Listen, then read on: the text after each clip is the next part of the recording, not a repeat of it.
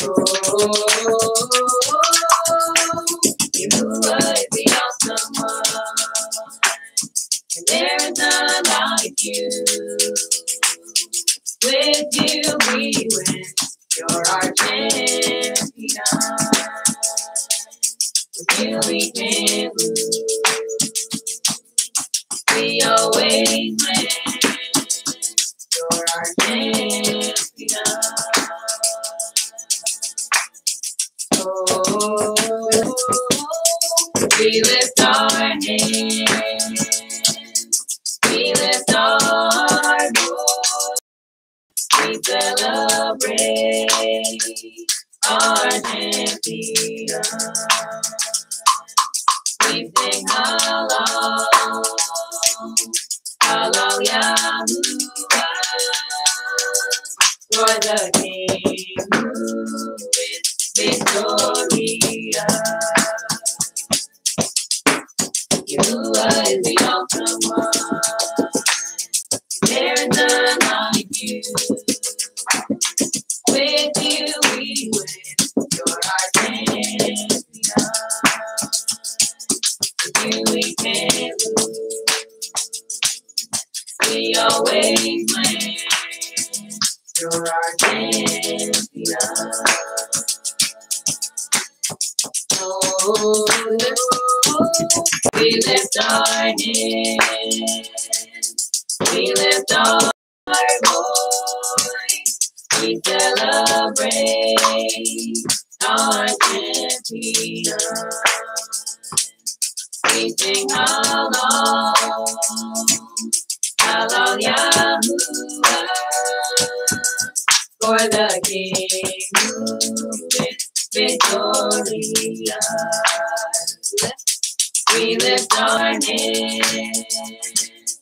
we lift our voice, we celebrate our champion.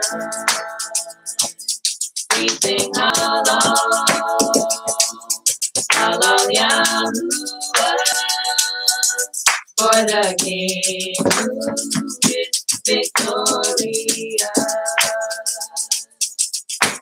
Yahuwah is the awesome one, and there is none like you. With you we win, you're our champion. With you we can't lose, we always win, you're our champion. Oh, Yahuwah is the awesome one, there's none like you. With you we win, you're our champion. With you we can't lose, we always win, you're our champion. Oh, Yahuwah is the awesome one, and there is none like you. With you we win, you're our champion. With you we can't lose, we always win, you're our champion. Oh, we celebrate our champion. We sing hello, hello Yahuwah, for the King who is victorious. We lift our hands, we lift our voice, we celebrate our champion. We sing hello, hello Yahuwah, for the King who is victorious. Yahuwah is the awesome one, and there is none like you. With you we win. You're our champion. With you we can lose. We always win. You're our champion. Oh, you are the awesome one. And there's none like you.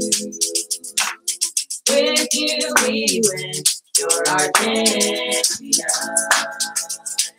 But we can't lose. We always win. You're our champion. Oh,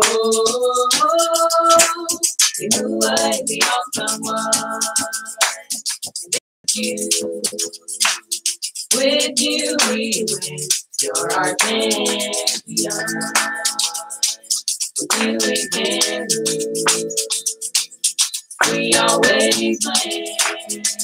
You're our champion. Oh, we lift our hands. We lift our voice. We celebrate our champion. We sing hallelujah,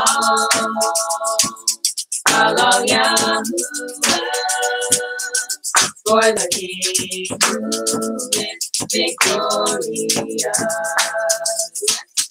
We lift our hands, we lift our voice, we celebrate our champion.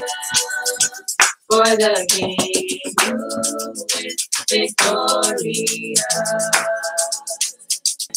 There's none like you. With you we win. You're our champion. With you we can lose. We always win.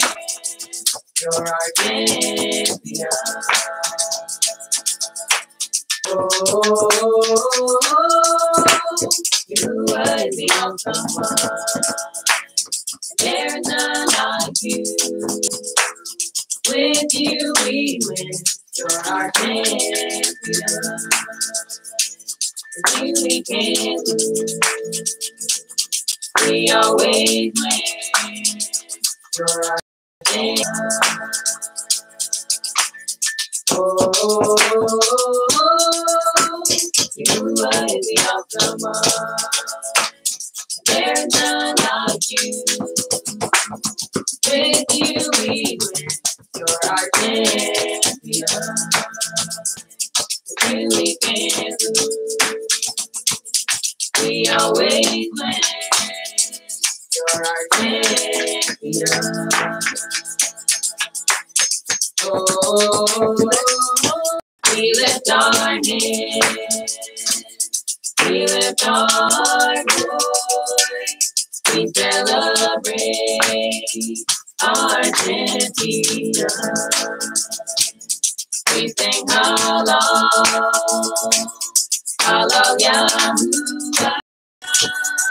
for the King who is victorious.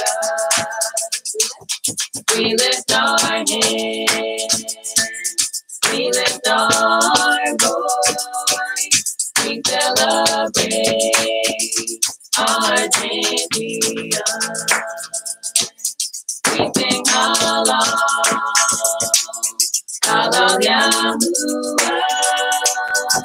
for the King who is victorious.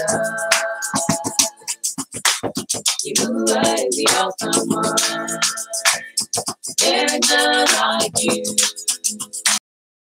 We win. You're our champion. With you we can lose. We always win. You're our champion. Oh,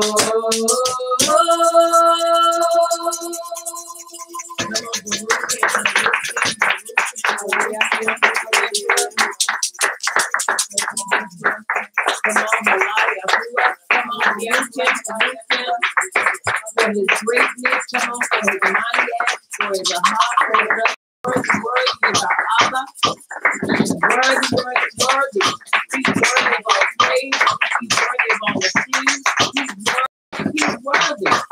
We appreciate you, Abba Yahuwah, for all that you're doing, all that you've done, and all that you're yet going to do. We appreciate him for allowing us to be back into the city, back here in South Carolina. We appreciate him for our safety here. Last week we were on the land, we were at home, and we wanted to broadcast, but the weather said something different. And so we had to shut down class a little early because we were exposed and we were out in the elements, but we still were able to have a phenomenal time. And we do appreciate the Abba for what he's doing, what he's done, what he's yet going to do. But we also give him praise for allowing us to come back and be with you, and you. And I pray that you stay with us for the long haul. As we do in each and every one of our classes, we have a time that we Baruch the Torah, the instructions that the Abba has given for us as a people. So at this time, we're going to do the Baruch of the Torah. And it is so. And it is so. Repeat with me. Baruch Yahuwah. Baruch Yahuwah. The Baruch one. The Baruch one. Baruch is Yahuwah. Baruch is Yahuwah. The Baruch one. Supreme. King of the universe. King of the Who universe. selected us from all the peoples. Who selected us from all the peoples. And gave us his Torah. And gave us his Torah. Baruch atah. Baruch atah. Yahuwah. Yahuwah. Give of the Torah. Giver of the Torah. And it is so. And it is so. Baruch atah. Baruch atah. Yahuwah. Yahuwah. Our eternal life within us. And implant eternal life within us. Baruch atah. Baruch atah. Yahuwah. Yahuwah. Giver of the Torah. Giver of the Torah. And it is so. And it is so. And it is so. Come on, put your hands together and celebrate him.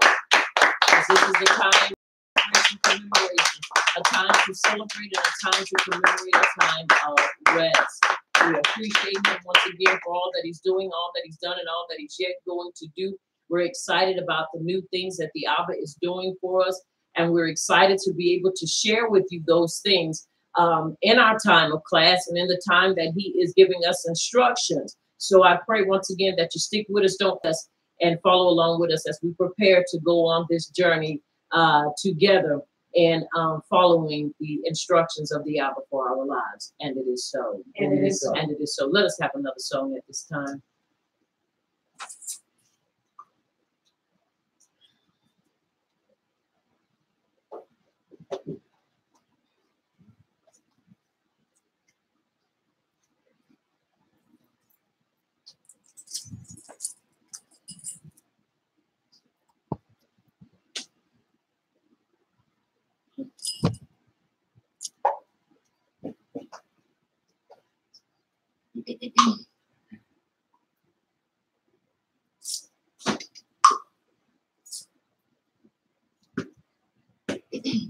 I'm chasing after you, what I have to do, 'cause I need you more and more.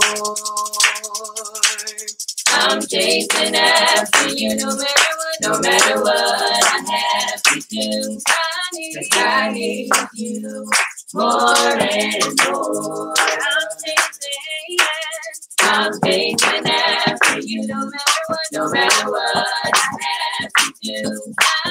I need you more and more. More and more. More and more.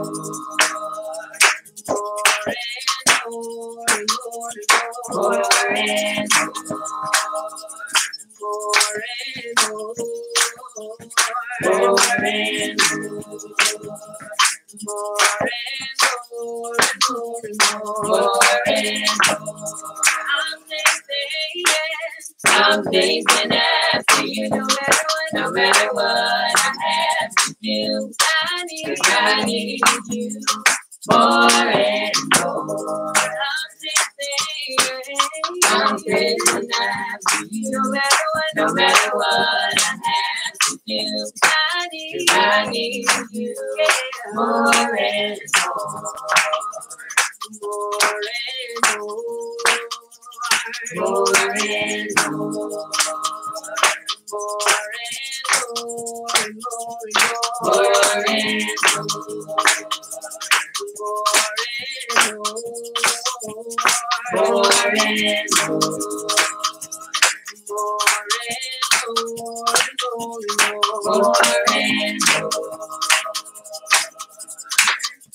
chasing after you.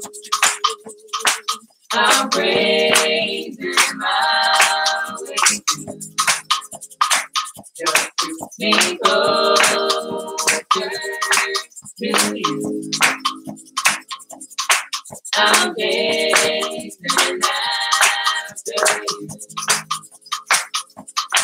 I'm praising my way just to be closer to you. I'm chasing after you. No matter what I have to do, I need you more and more. I'm chasing after you. No matter what I have to do, I need you more and more. I'm chasing after you. No matter what I have to do, 'cause I need you more and more. I'm chasing after you. No matter what I have to do, 'cause I need you more and more. More and more.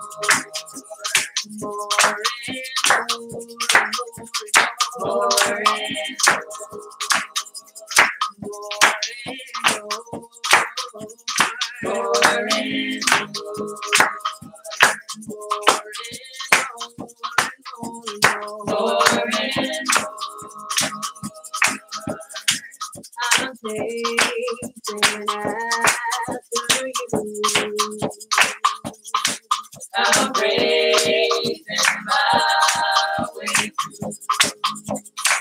just to be closer to you. I'm chasing after you. I'm praising my way just to be closer to you. I'm chasing after you. I'm praising my way just to I'm chasing after you. No matter what I have to do, 'cause I need more and more. I'm chasing after you. No matter what I have to do, 'cause I need you more and more. I'm chasing after you. No matter what I have to do, 'cause I need you more and more. I'm chasing after you. No matter what I have to do, 'cause I need you more and more. I'm chasing after you.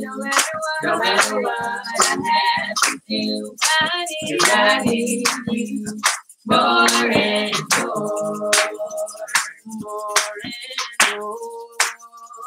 More and more.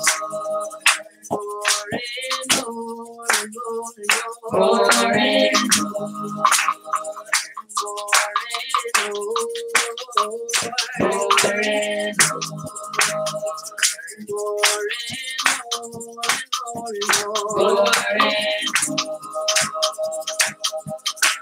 I'm chasing after you. I'm praising my way just to be closer to you. I'm chasing after you. I'm praising my way just to be close to you. I'm chasing after you. No matter what I have to do, I need you more and more. I'm chasing after you.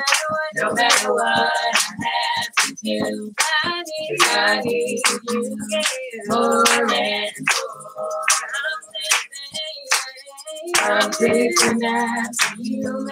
No matter what I have to do, I need you more and more.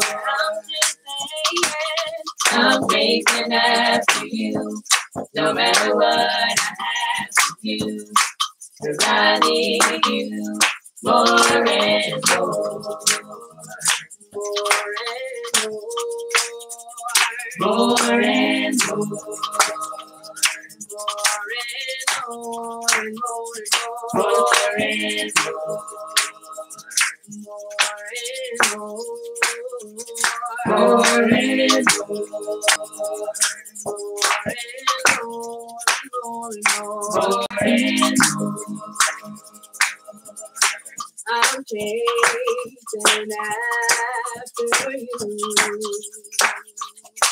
I'm praising my way through.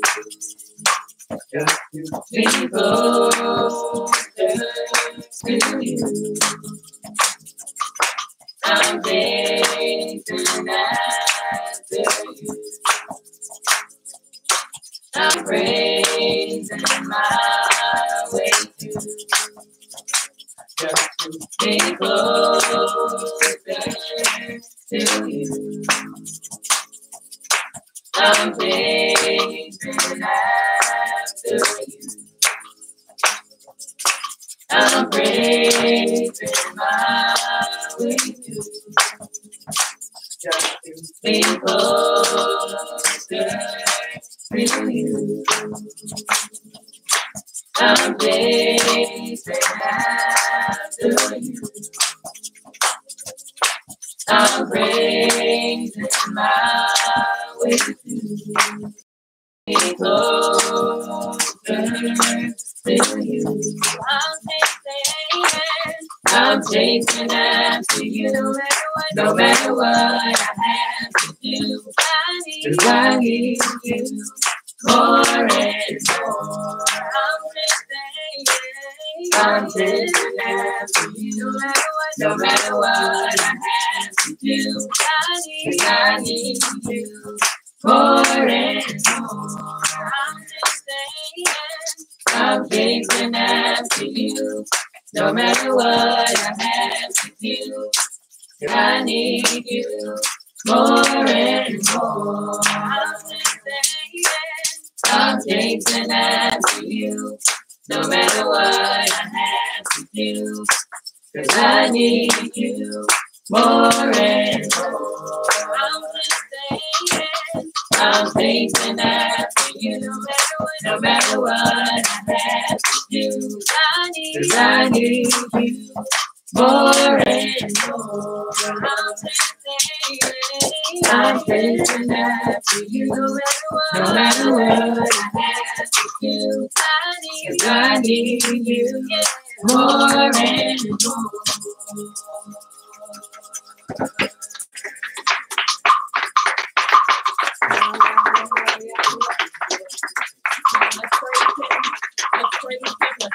Hello,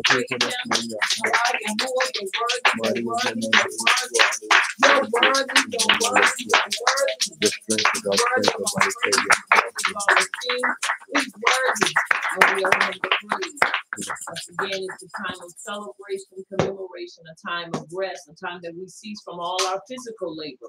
But it is also a time that we gather together to learn about the ordinances, the judgments, and the statutes of our Abba, that we may truly perfect ourselves in them. so that we will be the people that he has called us to be in these last and evil seconds, not hours, but seconds, as we continually await the return of our Savior. At this time, we're going to have the reading of the 10 Commandments done by Mattathias, and then we're going to come the reading of Leviticus chapter 6. And it is so. And it is so. Leviticus 5:16-22. Adam, I am Yahuwah, your power, which brought you out of the land of Mitzrayim from the bed of slavery. Bet you shall have no other power before me. You shall not make you any graven image or any likeness of anything that is in Shemayim above, or that is in the earth beneath, or that is in the mind beneath the earth. You shall not bow down yourself unto them, nor serve them, for I, Yahuwah, your power, am a jealous power, visiting the iniquity of the fathers upon the children, unto the third and fourth generation of them that hate me, and showing mercy unto thousands of them that are hardly and keep my commandments. Yemel, you shall not take the name of Yahuwah, your power, and falsify it, for Yahuwah will not hold him guiltless that takes his name and enters it. Dalet, guard the Sabbath day to set it apart, as Yahuwah, your power, has commanded you. 6 days you shall labor and do all your work, but the seventh day is the Sabbath of Yahuwah, your power. In it you shall not do any work, you, nor your son, nor your daughter, nor your manservant, nor your maidservant, nor your ox, nor your ass, nor any of your cattle, nor your foreigner that is within your gates, that your manservant and your maidservant may rest as well as you. And remember that you were a servant in the land of Mitzrayim, and that Yahuwah, your power, brought you out of there through a mighty hand and by a stretched out arm. Therefore, Yahuwah, your power, commanded you to keep the Sabbath day. Hey, esteem your Ab and your Ema, as Yahuwah, your power, has commanded you, that your days may be prolonged and that it may go well with you in the land which Yahuwah, your power, is about to give you. Why? You shall not murder. Saying, neither shall you commit adultery. Het, neither shall you steal. Tet, neither shall you bear false witness against your neighbor. You, neither shall you desire your neighbor's Isha, neither shall you covet your neighbor's bed, his field, or his manservant, or his maidservant, his ox, or his ass, or anything that is your neighbor's. These words Yahuwah spoke unto all your assembly in the mount out of the midst of the fire, of the cloud, and of the thick darkness with a great voice. And he added no more. And he wrote them in 2 tables of stone and delivered them unto me. And it is so.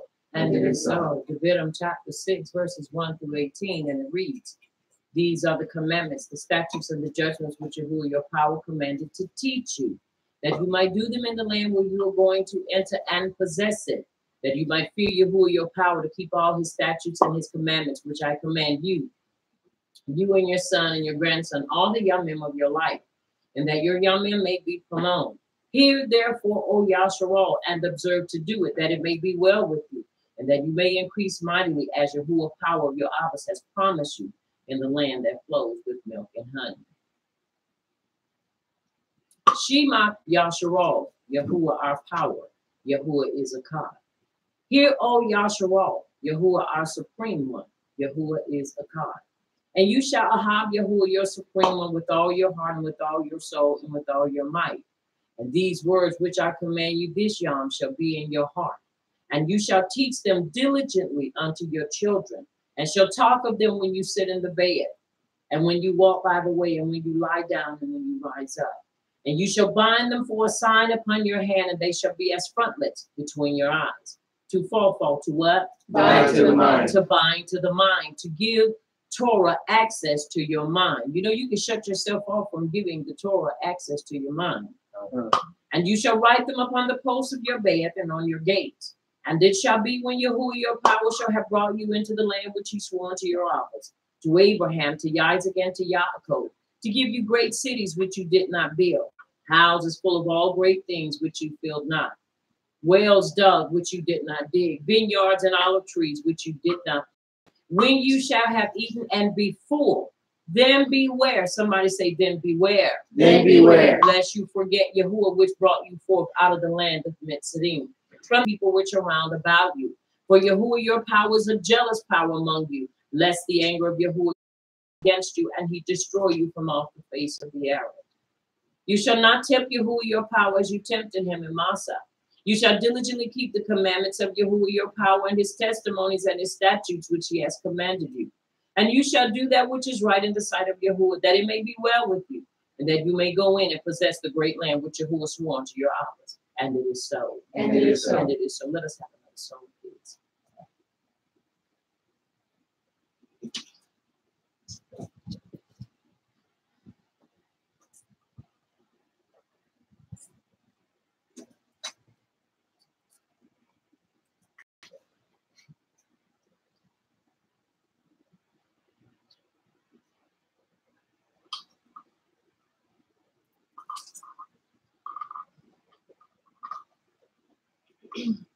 Let the power of Yahuwah rise among us. Let the power of Yahuwah rise among us. Let the praises of our King rise among us. Let it rise. Let the power of Yahuwah rise among us. Let the power of Yahuwah rise among us. Let the praises of our King rise among us. Let it rise. Let the power of Yahuwah rise among us. Let the power of Yahuwah rise among us. Let the praises of our King rise among us. Let it rise. Oh, oh, oh, oh, let it rise. Oh, let the power of Yahuwah rise among us. Let the power of Yahuwah rise among us. Let the praises of our King rise among us. Let it rise. Let the power of Yahuwah rise among us. Let the power of Yahuwah rise among us. Let the praises of our King rise among us. Let it rise. Let it rise. Oh, oh, oh, let it rise. Oh, oh, let it rise. Let the power of Yahuwah rise among us. Let the power of Yahuwah rise among us. Let the praises of our King rise among us. Let it rise. Oh, oh, oh, let it rise. Oh, oh,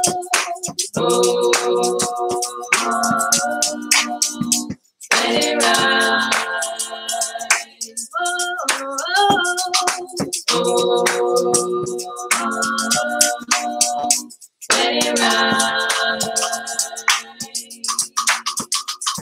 Let the power of Yahuwah rise among us. Let the power of Yahuwah rise among us. Let the praises of our King rise among us. Let it rise. Let the power of Yahuwah rise among us. Let the power of Yahuwah rise among us. Our King rise among us. Let it rise. Oh, oh, oh, oh, let it rise. Oh, oh,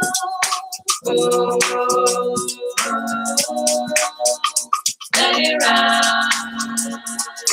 Oh,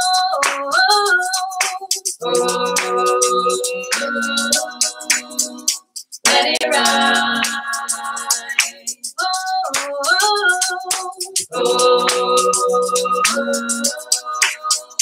Let it rise.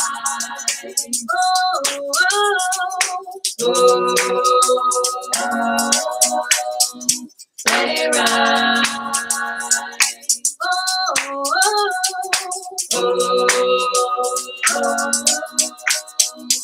Let it rise.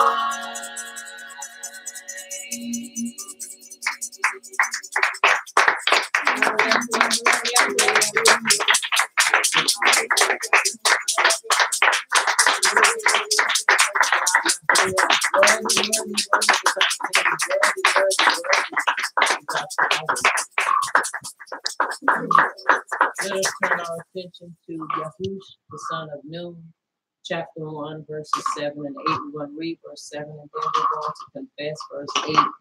I have found this to be very important for us as a people to hold fast to and to build our lives upon it, our life upon it, to build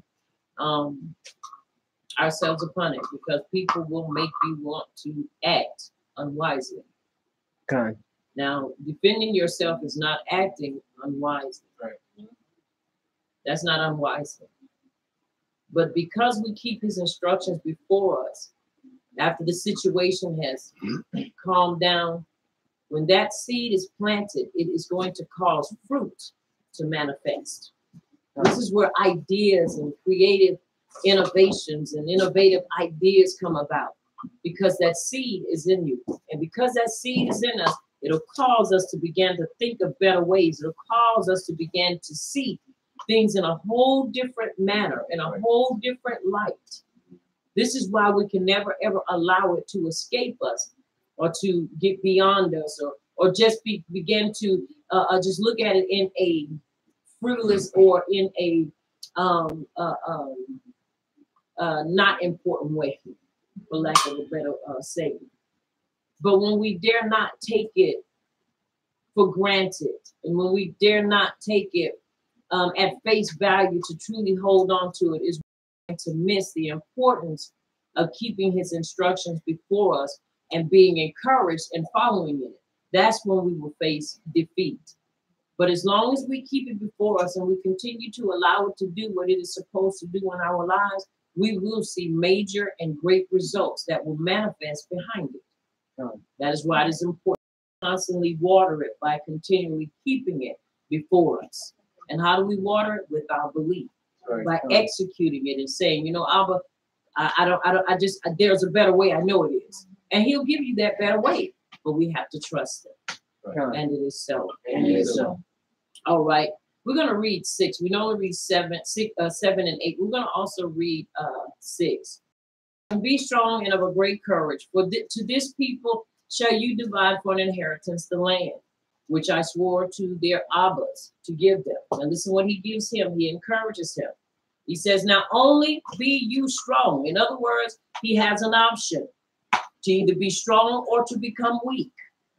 He said, only be you strong and very courageous, that you may observe to do according to all the Torah which Moshe, my servant, commanded you. Turn not from it to the right hand or to the left, that you may prosper wherever you go. The reason this is a decree unto him and given to him is because he could have turned. He said, don't turn to the left and don't turn to the right, and don't turn to the left. Don't turn because it may seem like it's the right thing, especially if it's going away from Torah, and you know not to turn to the left if it's really taking you completely out of it. So the thing of it is just to stand still and know the instructions of the Abba and continue to allow it to do what the Abba has implanted it in our hearts to do, and that is to bring forth results. And it will do just that if we continue to cry out to him and we get tired. When you get sick and tired of being sick and tired of the same old thing, guess what happens? Then that which is planted in you gives way, because you move out of the way when you say there has to be a better way. And that fruit begins to blossom and that seed begins to grow forth. And now you have something to work with.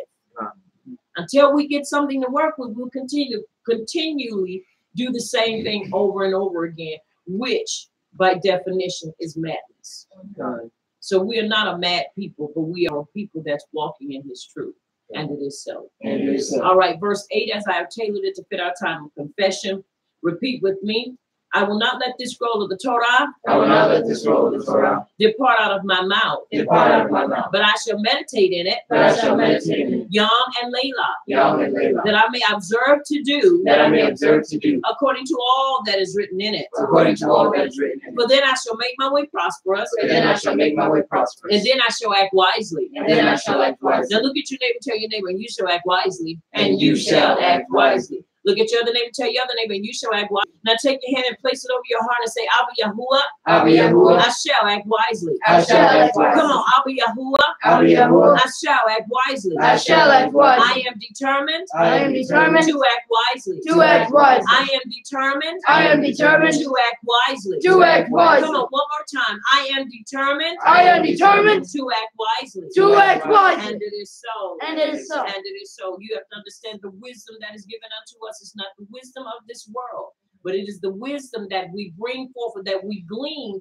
from his instructions for our lives. Something I have learned is that you cannot beat a system by joining the system. The only way to defeat or to do anything is get yourself disconnected and remove yourself from that system, because it'll never work. It'll never work. People go, and we're going to have another song. People go and they say, well, the best thing for us to do is get a college education. And yes, I'm about to hit that I'm about to attack that.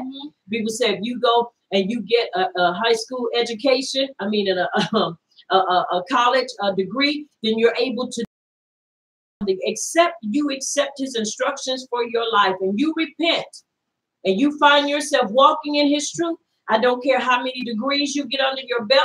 I don't care what you do in this life. Until we repent and turn back unto him, doors will continually be shut in our faces. Things will continually be hard for us as a people.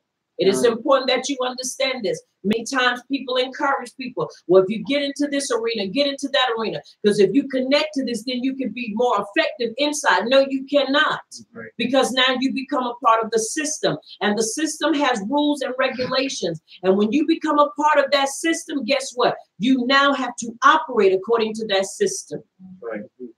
You have to operate according to it.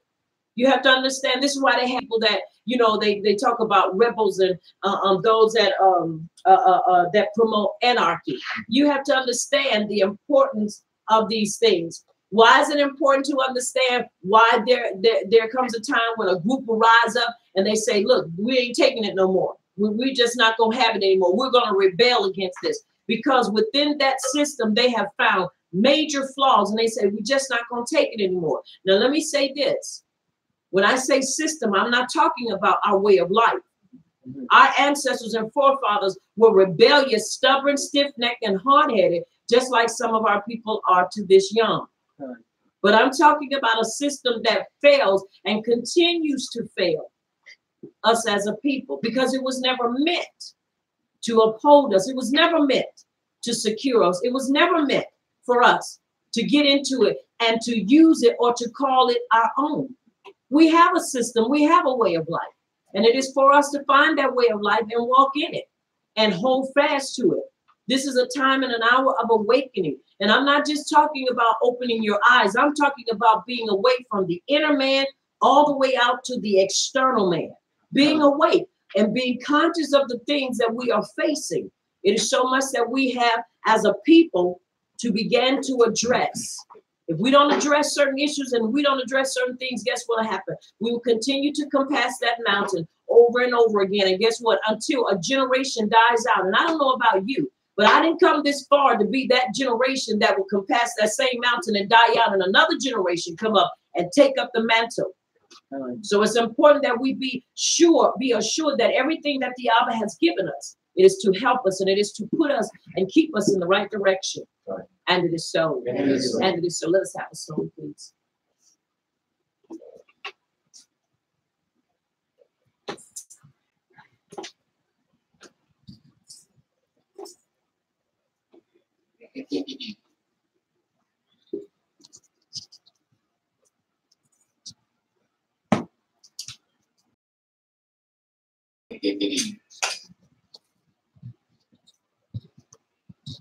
Come on, Baruch, Yahuwah with me. Come on, Baruch, Yahuwah with me. Come on, Baruch, Yahuwah with me. Come on, Baruch, Yahuwah with me. Allow Yahuwah.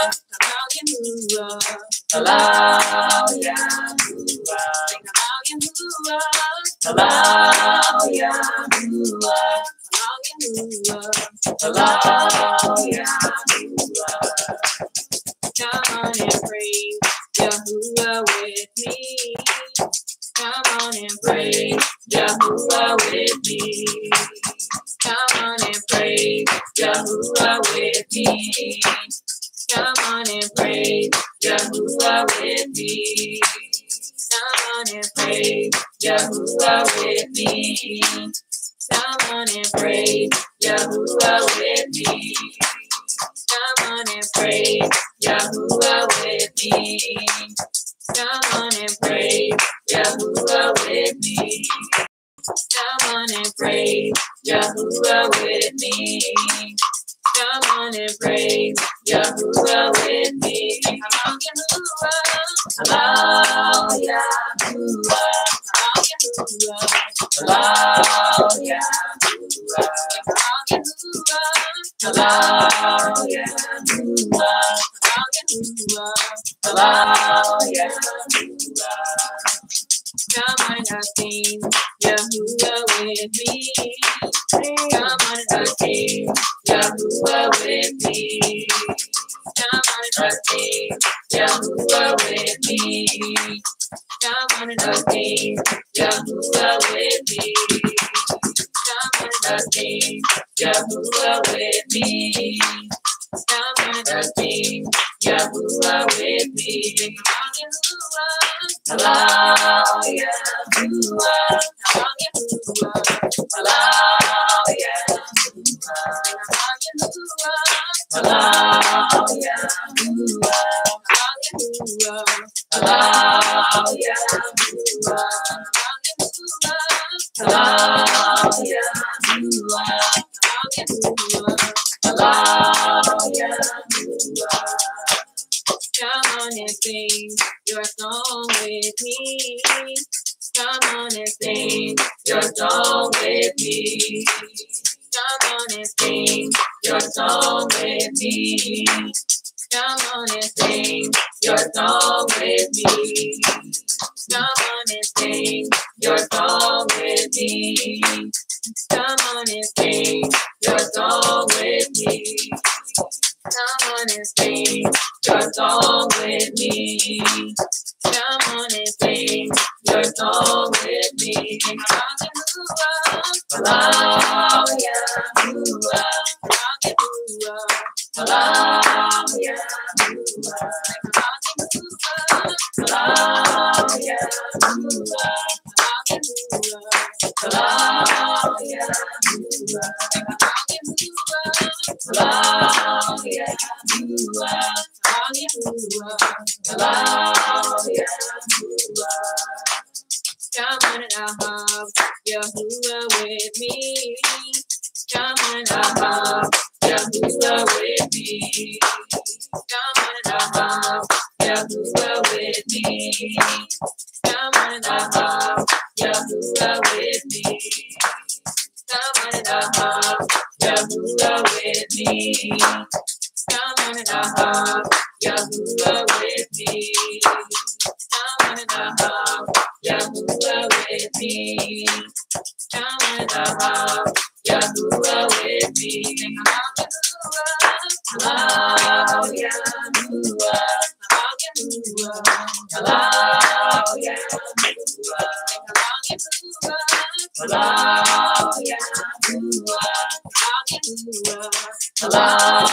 Yahuwah. Hello, Yahuwah. Hello, Yahuwah. Come on and clap your hands with me. Come on and clap your hands with me.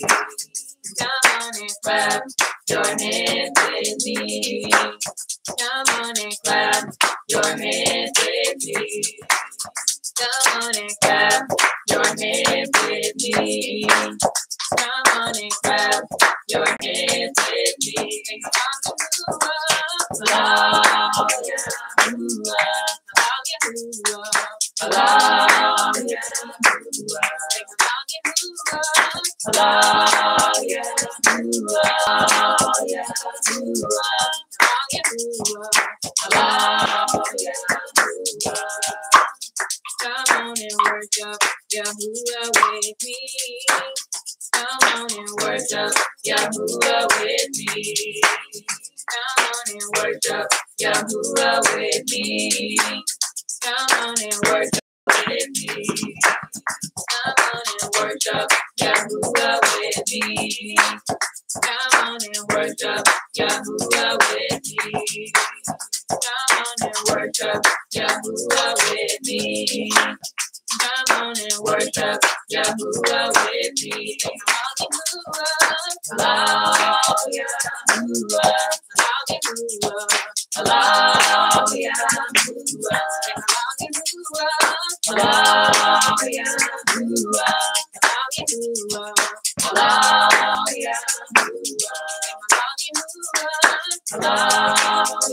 Yahuwah, hallelujah, hallelujah, hallelujah. Come on and wave your hands with me.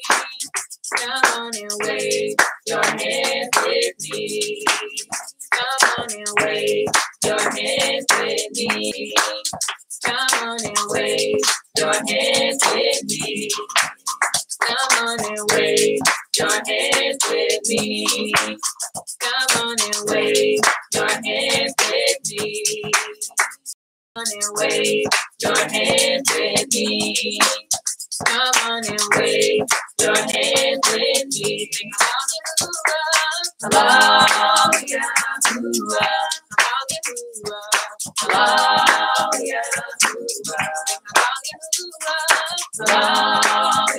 hallelujah, hallelujah,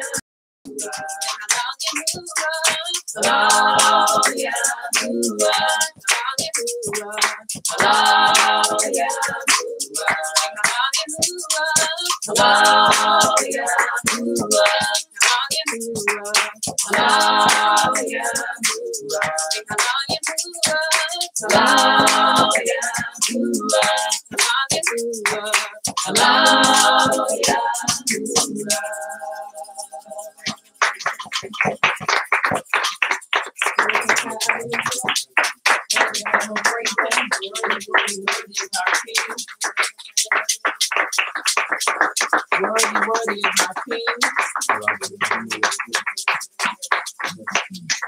Matthew 15:8, the sacrifices of the wicked is an abomination. Excuse me, hateful and exceedingly offensive unto you, I'll be a whore, but the prayer of the upright, it is your delight. Mystery 3:4, so shall you find esteem, great understanding, and high esteem in the sight or judgment of Yahuwah and man. And it is so. And it is so.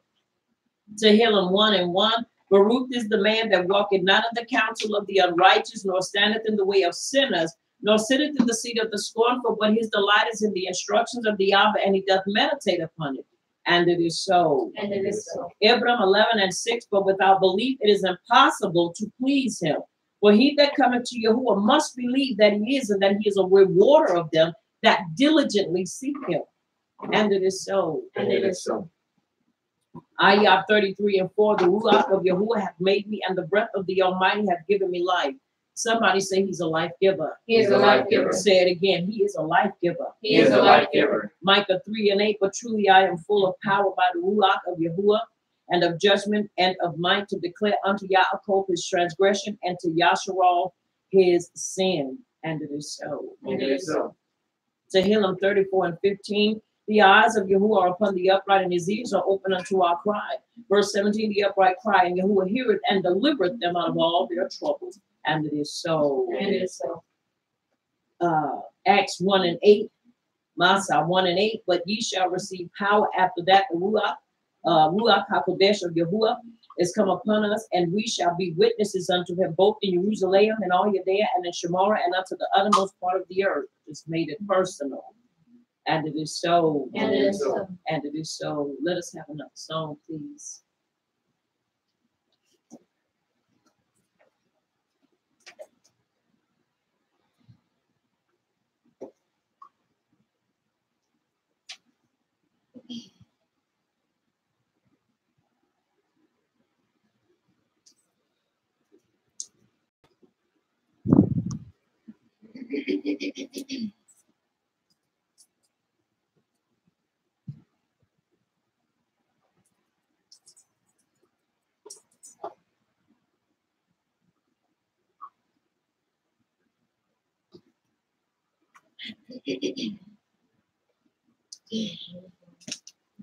Baruch Yahuwah, oh my soul, and all that is within me. Baruch Yahuwah, oh my soul, and all that is within me.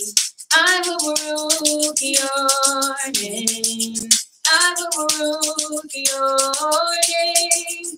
I will baruch your name. I will baruch your name. Baruch Yahuwah, oh my soul, and all that is within me. Baruch Yahuwah, oh my soul, and all that is within me. I will baruch your name. I will baruch your name. I will baruch your name. I will baruch your name.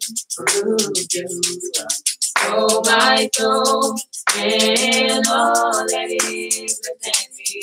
Baruch Yahuwah, oh my soul, and all that is within me. I will baruch your name. I will baruch your name. I will baruch your name. I will baruch your name. Baruch Yahuwah, oh my soul, and all that is within me. Baruch Yahuwah, oh my soul, and all that is within me. I will baruch your name. I will baruch your name. I will baruch your name. I will baruch your name. Baruch Yahuwah, oh my soul, and all that is within me. Baruch Yahuwah, oh my soul, and all that is within me. I will baruch your name. I will baruch your name. I will baruch your name. I will baruch your name. Baruch Yahuwah, oh my soul, and all that is within me. Baruch Yahuwah, oh my soul, and all that is within me. I will baruch your name. I will baruch your name. I will baruch your name. I will baruch your name. Baruch Yahuwah, oh my soul, and all that is within me. Baruch Yahuwah, oh my soul, and all that is within me. I will baruch your name. I will baruch your name. I will baruch your name. I will baruch your name. Baruch Yahuwah, oh my soul, and all that is within me. Baruch Yahuwah, oh my soul, and all that is within me. I will baruch your name. I will baruch your name. I will baruch your name. Oh my soul, and all that is within me. Baruch Yahuwah, oh my soul, and all that is within me. I will baruch your name. I will baruch your name. I will baruch your name. I will baruch your name.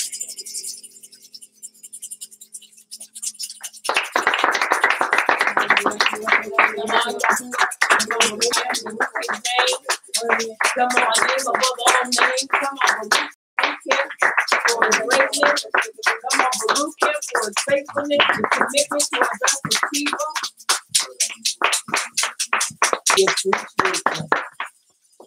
Breathe into us, your people, Abba Yahuwah, on this young. We told you for that, what you're doing. Yahukin and Allen, chapter 5. I want to also go to chapter 2. It's also an awesome verse, chapter 2. And I'll read verses 5 and 6. Very important for us to always stay reminded of the importance of the gift of the Son of the Abba that was given unto us. 2 and 6.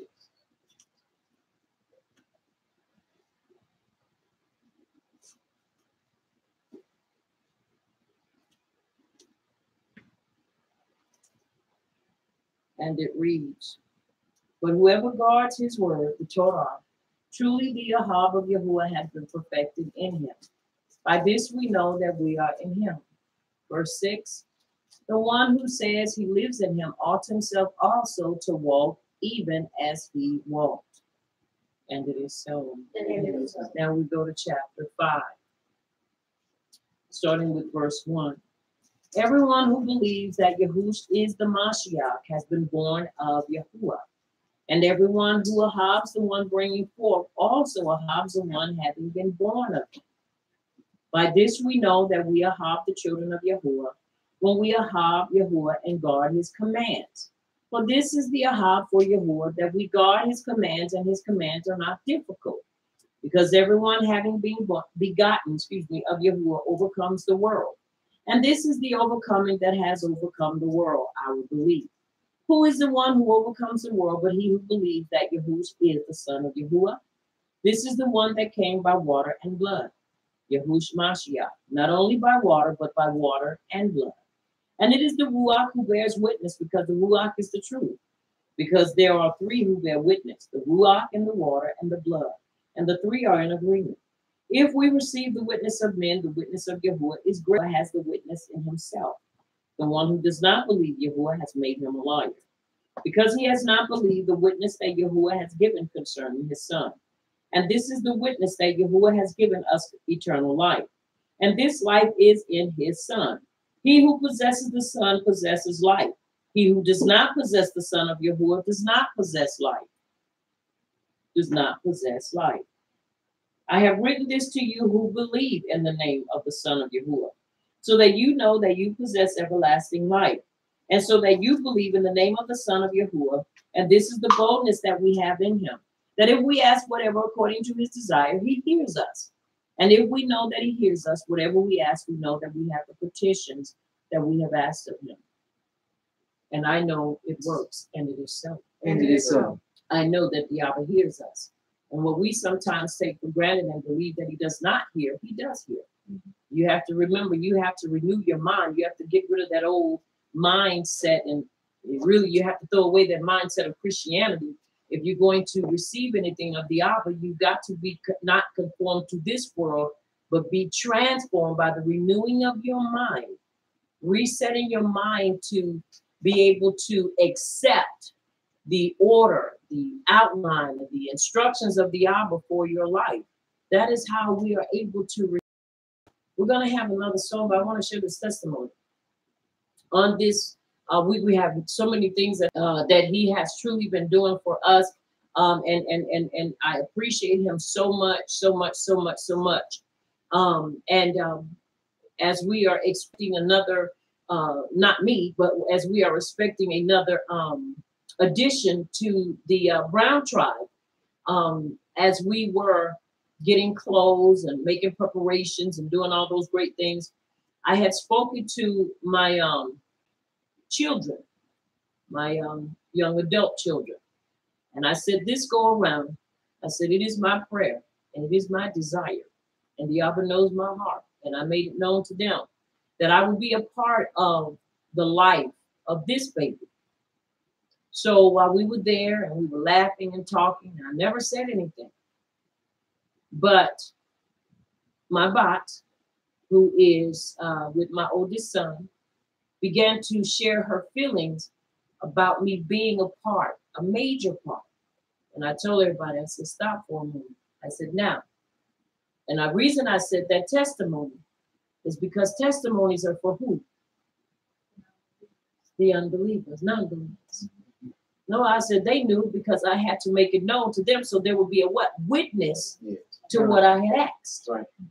And so when she began to say that, my heart began to leap. And yes, it was very emotional for us there at that time. And so I said, I have to testify. I said, because this is what I asked the Abba for. Now, to many, it may seem, well, that's supposed to be normal. But if you don't know the whole story, then you can't really rejoice. But the Abba knows. He knows. And I never take any testimony and anything that he does for granted. Because I know that it was him who had to bring this to pass. It was him who had to do this. So I want to say to you to be encouraged and to remember, if you walk up in his ways and if you do as he's told you to do according to his instructions, he will not withhold no great thing from those of us that have him and walk upright before him. Right. But there has to be a renewal. There has to be a breaking away of the old and a solidifying and a developing of the new. What is the new to us? His instructions. Right. Because we were not born knowing this. We walked many of us contrary to this until now. It may be 5, 6, 7 years, but it's still now. And so the important thing is being able to testify of the manifestation of the things that he's given unto us as a people. And listen, don't ever disregard somebody's testimony, because that testimony is the very thing that will help strengthen the greatness of the Abba. We complain about so many other things, but what about just one time just opening your mouth and giving him praise for that what he has done and that what he's doing and that what he's yet going to do. Right. So it's important to understand that because we are his people, never ever forget that he's mindful about everything concerning us. Even what you think is minute and small, to him it is of importance. But the important thing to understand is that I'm not talking about when you're outside, I'm talking about when you're inside. He's going to rush to everything that we throw out there and everything that we ask of him. But I do know this much, he will answer you in his timing. Right. So it's important that we hold fast to that and never ever remove ourselves from the gift that he's given unto us to have access to him. And that is Yahushua HaMashiach. Always remember that he is the gift, the access to the Abba. If you don't have him, you have no access. Don't believe the lie. Don't believe the hype. Don't believe what all these people are going out there. And I know it's a lot of stuff out there. But you got to remain committed to what has been given. And you got to be adamant. This is where you have to really become that rebel. What do I mean by that? You got to begin to rebel against the system that held you bound and become alive and become vibrant to the system that the Abba has given. We can't continue to vacillate and be in between. Either you're going to serve him or you're not. Either you're going to be committed and wholehearted or you're not. And I've chosen to be committed to him 100%. Now, let me say this, and then we're going to have another song. Not because of an experience, but because of the evidence of his word. Because even if you never have an experience with him and you never ever, watch this, what I'm about to say, because you cannot base it upon a miracle. You cannot base it upon those things. You got to base it upon the evidence of his word being manifested and being made tangible. Somebody said, but that is it. No, because what if you never have a testimony of your family coming together? But the testimony that you can stand upon is that you're walking in truth and he has revealed himself to you. And in due season, in due time, if it is his will, he is going to have everybody. When I mean everybody, I'm talking about all 12 nations. But there are some of those that are going to continue to walk in their rebellious, stiff-necked, hard-headed way. And the only thing we can do is continue to live and continue to promote truth. So you don't ever base it upon an experience. Base it upon the evidence that he's given us in his writings. The evidence and the experience that you have is that you're walking in his truth. Right. See, that's what Christianity told us, that in order to walk in it, that's why so many people, once again, we're about to have a song, why many people walked away from it because it didn't hold. You have people say, well, I got healed of this, but I was broken of this. I got healed of that, but then this came and this caused trouble and problems. You have to understand when the Abba does something and moves in our lives, everything that's out of order, everything has to come in order because he has stepped into the picture. Right. So it's very important that we understand that. Never try to base it upon, once again, your experience, but base it upon the evidence that is presented through his writings. Are y'all following me? Yes. And the evidence that all of us have is that we were once in darkness, but now we are walking in his marvelous light. That is the evidence that shows forth walk in him, so that we are not outside and we're not, stumbling in darkness, but truly walking in his light. So I appreciate him for the testimony, because that's just adding on to the evidence that I already have. Are y'all following me? Yes. That's evidence. That's evidence to add on to what is already there. So I want to encourage you once again, don't give up, hold on, don't let go of what he's given unto you, and please don't slack up. Don't slack up. Don't lose your momentum in this walk. Maintain that momentum, maintain your consistency, maintain that fire, maintain that mentality that I'm not going to let it go. I'm not going to let this go. I don't care who or what comes or does or tries to do anything to me or anything else. There's only two paths, right and wrong. There is no in between. And either we're going to follow right or we're going to continue to walk in error. So once again, let us choose to walk in the truth, and let us go forward in the victories that he has given unto us in his writings. And it is so. And it is so. And it is so. Let's have another song, please.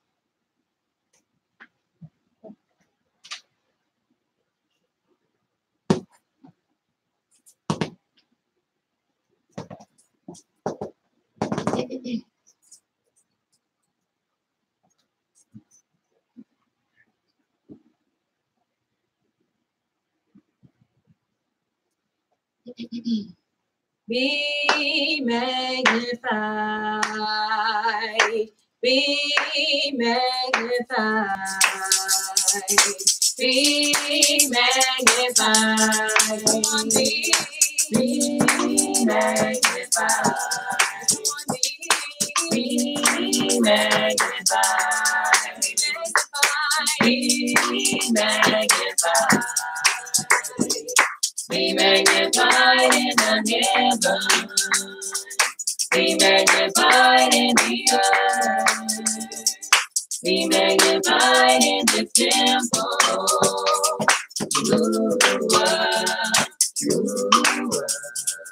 Be thou magnified, be magnified, be magnified. Be magnified, be magnified, be magnified in the heavens, be magnified in the earth, be magnified in the temple. You are, be thou magnified, be magnified, be magnified, be magnified, be magnified, be magnified, be magnified.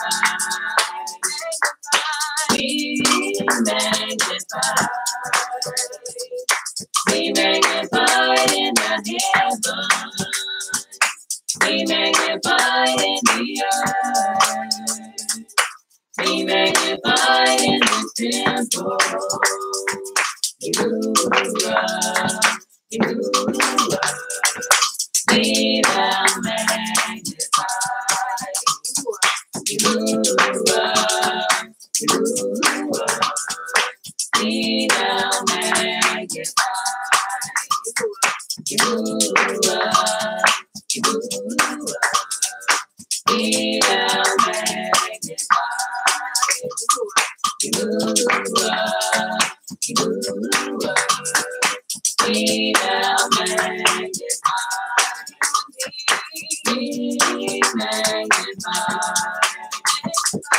Be magnified. Be magnified, be magnified, be Be magnified in the heavens. Be magnified in the earth. Be magnified in the temple. You are.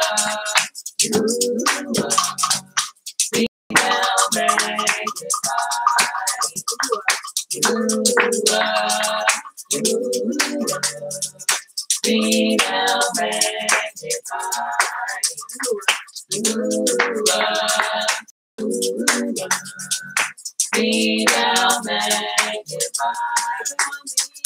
Be magnified. Be magnified. Be magnified. Be magnified. Be magnified in the heavens. Be magnified in the earth.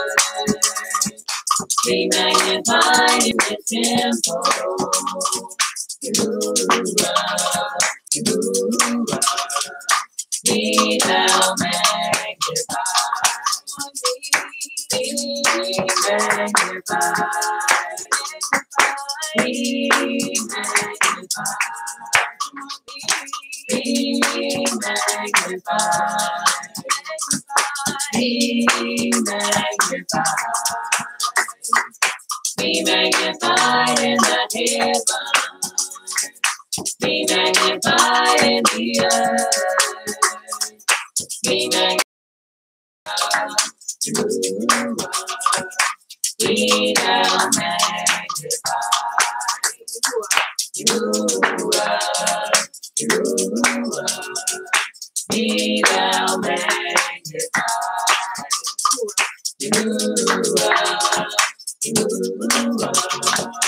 Be thou magnified. You are. Be thou magnified. You are. Be thou magnified. Be magnified. Be magnified. Be magnified. Be magnified. Be magnified.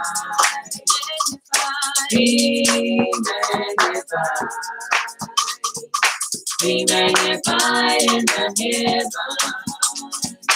Be magnified in the earth.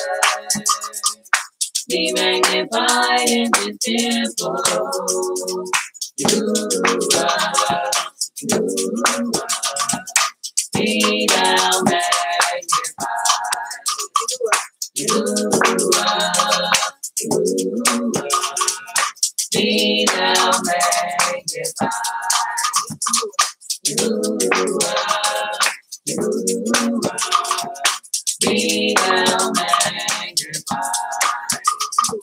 You are. Be thou magnified. You are. Be thou magnified. You are. Be thou magnified. You are. Be thou magnified. You are. Be thou magnified. Be magnified. Be magnified. Be magnified. Be magnified. Be magnified in the heavens. Be magnified in the earth. Be magnified in the temple. You are. Be thou magnified. Yahuwah, Yahuwah. Be thou magnified. Yahuwah, Yahuwah. Be thou magnified. Be magnified. Be magnified. Be magnified. Be magnified. Be magnified in the heavens. Be magnified in the earth. Be magnified in the temple. Yahuwah, Yahuwah. Be thou magnified. Be magnified. Be magnified. Be magnified. Be magnified. Be magnified in the heavens, in the temple. Yahuwah, Yahuwah.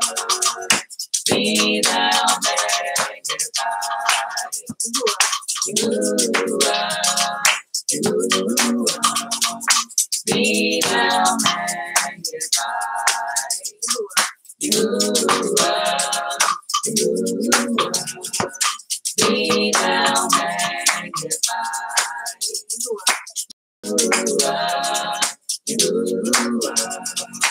Be thou magnified. Yahuwah, Yahuwah. Be thou magnified. Yahuwah, Yahuwah. Be thou magnified. Yahuwah, Yahuwah. Be thou magnified. Yahuwah, Yahuwah. Be thou magnified. Yahuwah, Yahuwah. Be thou magnified.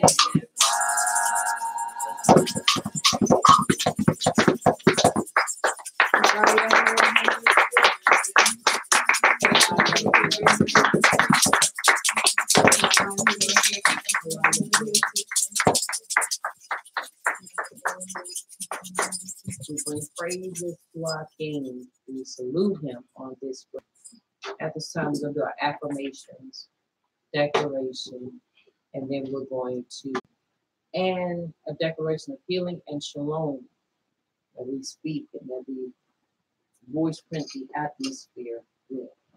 Repeat with me, Abba Yahuwah. Abba Yahuwah. In the name of Yahush. In the name of Yahush. Our Mashiach. Our Mashiach. We subdue ignorance. We subdue ignorance. With Torah knowledge. With Torah knowledge. And through this knowledge. And through this knowledge. Of Torah truth. Of Torah truth. We claim healing. We claim healing. Shalom. Shalom. Deliverance. Deliverance. And salvation. And salvation. We decree. We decree. Torah truth. Torah truth. In the lives. In the lives. Of your people. Of your people. Our people. Our people. Yasharal. Yashua. We unite. We unite. Not to fight. Not to fight. Not to fight. Not to fight. Each other. Each other. Each other. Each other. But the enemy. But the enemy. Of our belief. Of our belief. And it is so. And it is so. I declare a time of rest, shalom, and truth in Yahuwah. And it is so. And it is so. At this time, we're going to bow before our King and we're going to recite this before our King. Let us bow before him and let us recite this together. May the utterance of my mouth May the utterance of my mouth and the deliberation of my heart and the deliberation of my heart be desired before you. be desirable before you. O Yahuwah, O Yahuwah, my rock my rock and my redeemer. and my redeemer. May the utterance of my mouth May the utterance of my mouth and the deliberation of my heart and the deliberation of my heart be desirable before you. be desirable before you. O Yahuwah, O Yahuwah, my rock, my rock, and my redeemer. and my redeemer. And it is so. And it is so. And it is so. We have just recited to him 19 and 14. And it is so. And it is so. You may be seated in his presence. Once again, we are truly, truly thankful to the Abba for allowing us to make it through the storms and make it through the heat waves, to make it back into the city, to be able to be with you to celebrate this time of rest, to learn and to be able to encourage one another to keep on keeping a home. As Gladys Knight and the Pips used to say, not Pimps, Pips, as they used to sing, we got to keep on pushing them. And we know why we're pushing, and we know the direction that we're pushing in. So it is not something that we are just doing off the top of our heads, but we have purpose. And so with that, I just want to encourage you on this Sabbath rest to remain encouraged and remain committed to the instructions that the Abba has given us. We have a few scriptures we're going to walk through, but I want our basis to be found in Devarim chapter 7, verse 6. And we're going to look at a few things, once again, to encourage you to keep your head up and keep your shoulders square and keep your heart and your feet in and upon the Torah. That's Devarim chapter 7, and we're going to look at verse 6. To keep yourselves encouraged. I know that we have been experiencing not just weather being tipsy-turvy and all kind of other things, and the weather being inconsistent, and then the weather being inconsistent in one arena or one area, and then being consistent in another, having rain and heat waves and all of those different things. And we kind of seeing the things that are happening and hearing things. And so there's a lot of things, a lot of chatter in the atmosphere. And we're seeing things that are taking place. But one thing is for sure, we as a people have got to remember where our resolve comes from and where our instructions are found. Why are we to follow these instructions? Who are we and what is our purpose? You have to understand something. For those of us that already know this, it is important that we maintain the consistency of it. And I know for sure that when you know this, you're going to be challenged. Don't ever think for one moment that who you are and what you stand for is not going to be challenged. Mm-hmm. You're going to be challenged. And I say this not just because we have been feeling it, we had something. We've got to remember who we are. And in remembering who we are, we have to understand what is our purpose. What is our purpose? All to do. What is it that the Abba is looking for from us? What is it that he is expecting of us as individuals and as a nation of people? And as I began to think about an incident we dealt with even on last Layla. Once again, we're going to Devarim chapter 7, verses 6. But I want to share this with you because we say, hey, we need to make change. But we don't really execute the things that need to be changed because sometimes we look around is all that is before me. And everybody knows about Walmart. Some of us have already stopped. And then there are those of us that, continue to shop there because of the convenience. You have a supermarket. You could buy your clothes there. You could buy appliances from there. It is almost the ideal place because it is a one-shop center. People can say, well, they do everybody like that. No, they don't. They have truly become it has truly become a place that, in my opinion, we should never shop there again. Never, as a people. And not just on the basis, well, because they treated one or two people wrong, but because as a corporation, they have no ethics and they have no morals when it comes down to how they treat us as a people. How they treat other people is not my concern. My concern is how they treat us as a people.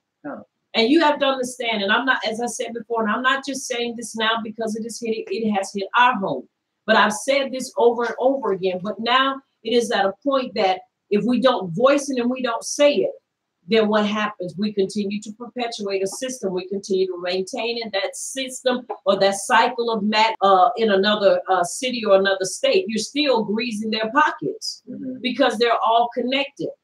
Well, on last Layla, as we had been dealing with, like I say, the same issue, and I'm not sure if any of you have dealt with it.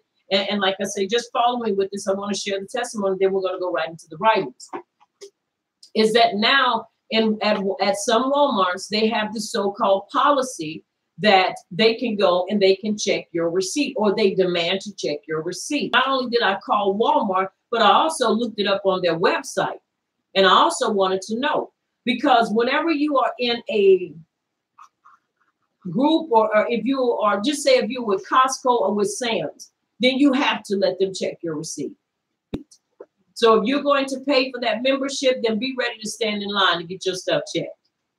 That's understandable. Why? Because you bought into that. You paid into that. So you have to follow the rules. As I said at the beginning, if you're a part of that system, then you have to follow the rules that have been set for that system. But if there are no contracts and agreements, then what basis does a store have to hem you up because your stuff is not in a bag that they do not provide for you for the merchandise that you purchased from their store? So for the past couple of months, and I'm not talking about the same store, I'm talking about at different stores that we have gone to, it has been an attack on us about showing them our receipt. And I'm going to tell you, I adamantly refuse. I will not talk about my purchases. And unless you can show evidence that I've stole something and you have a right to check my receipt, well, guess what? You will see my heels, because I will not show you my receipt. And so on last Layla, we ran into this situation again. And once again, it was with this second time with come out, they had put the stuff in a bag. And they saw them leave from the cash register or from the cashier.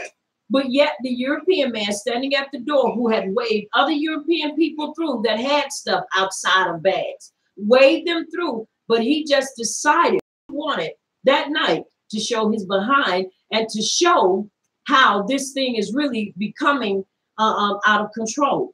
So he stops them at the door and he says, I need to see your receipt. And my son, as I instructed them, you don't show them anything. Yes, I did. I instructed them. You don't show them anything. Number one, because we have rights. Now, you have to understand what I mean by this. If you don't know your rights, then you want to show them your receipt, by all means, knock yourself out. But I refuse to show them a receipt. After you've seen me go through the line and you have seen me give money to a cashier, now you're going to question whether or not I paid for it, then you need to go ask the cashier that served me. So as they were doing this, and we're outside talking, and I get a text and says, they're haggling us at the door. So I go to the door. And by this time, they're out, because my son and my daughter, they said, no, my Ben and my bot, they said, no, we're not going to show you our receipt. We're not going to do it. So they let them go. And I asked them, I said, I have a question for you. Just answer me this question. Where is it policy and where is it a rule that, or mandatory, they have to show you their receipt? Then everybody, the cat had their tongue, mum's the word. Nobody wanted to answer my question. So you had 3 Europeans standing up there, and you had 1 coon.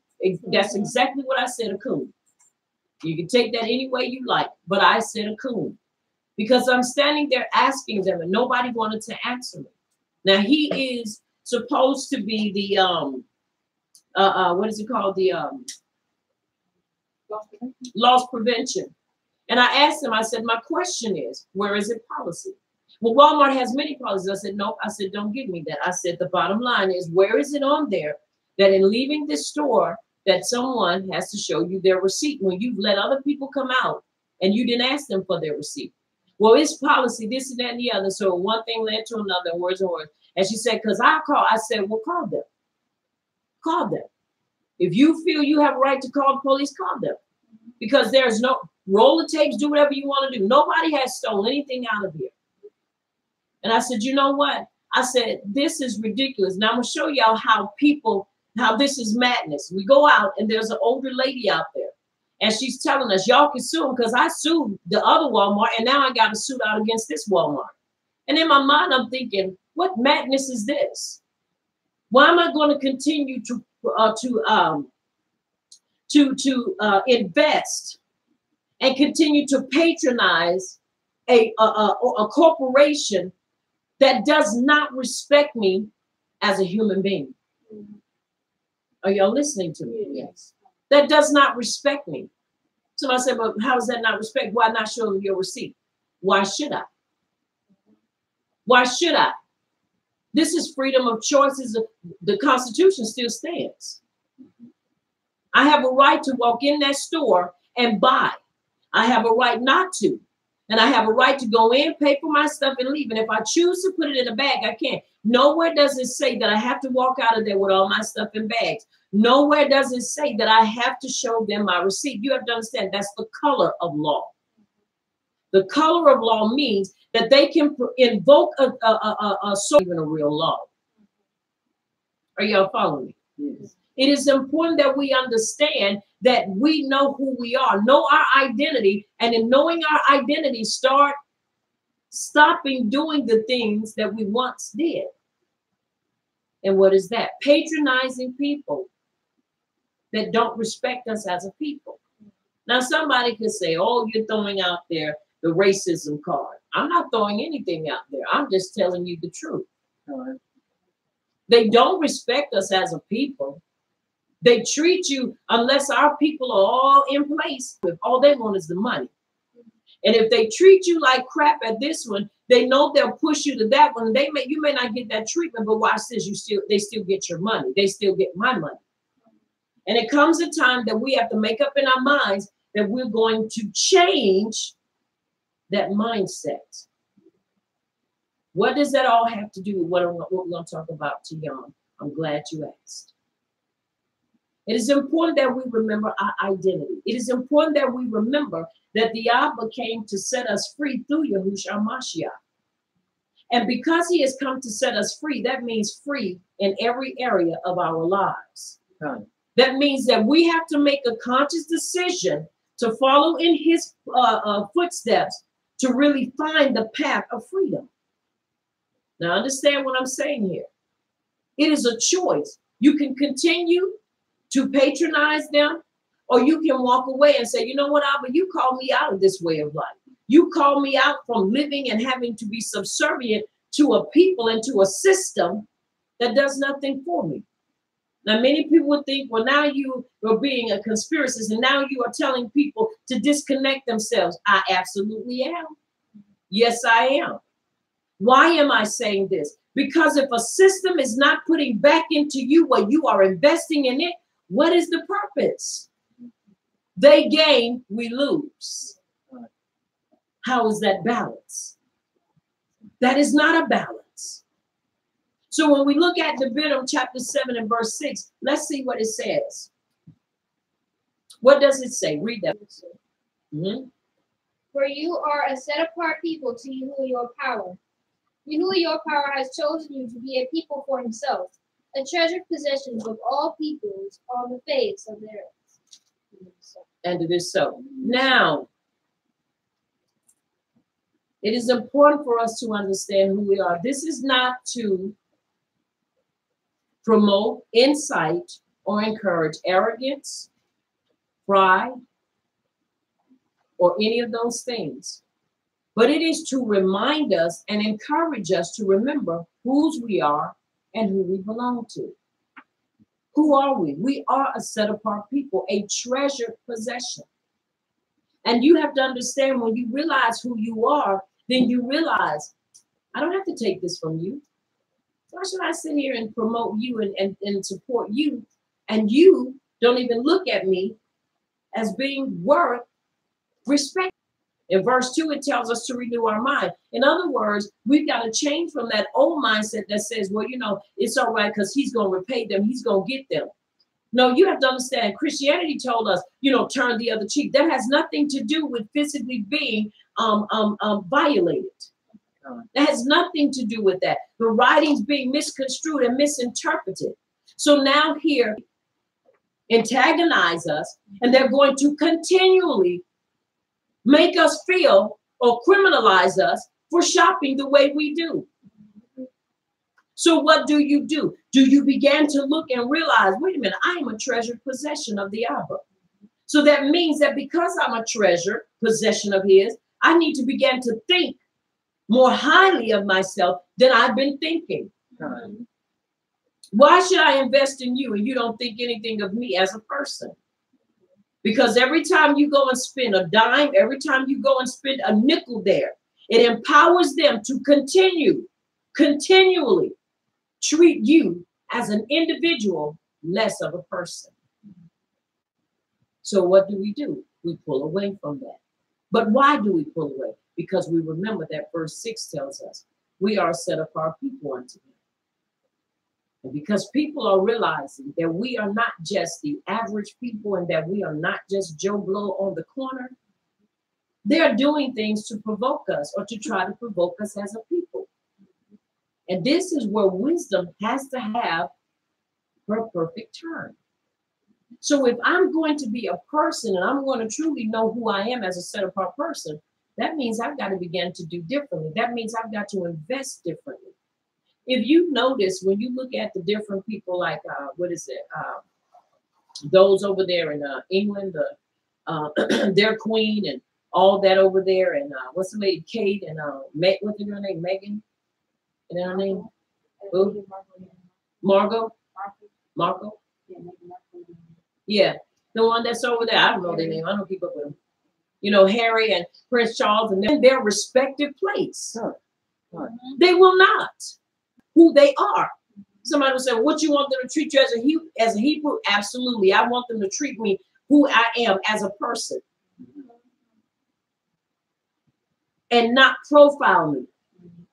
Thinking that I want to steal something out of their store. I've never stole anything out of their store. Are you following me? Yes. But every opportunity that they get, now understand these, you have to understand, these instructions were passed down from corporate. I spoke with an assistant manager at one of the Walmarts. She said, I'm only doing my job. I said, but I'm only responding as a consumer that comes into your store. I am letting you know that this is what is going on. And that these things, if you want me to continue to shop there, you need to change them. I said, you need to put those things in writing. She said, well, Walmart's not going to put them in writing. I knew right then and there. This is my time to stop. But guess what? No, we had to go back one more time. Last Layla was the pivotal moment for me to make up my mind to never shop there again. Because you have to remember, before there was a Walmart, there were other stores.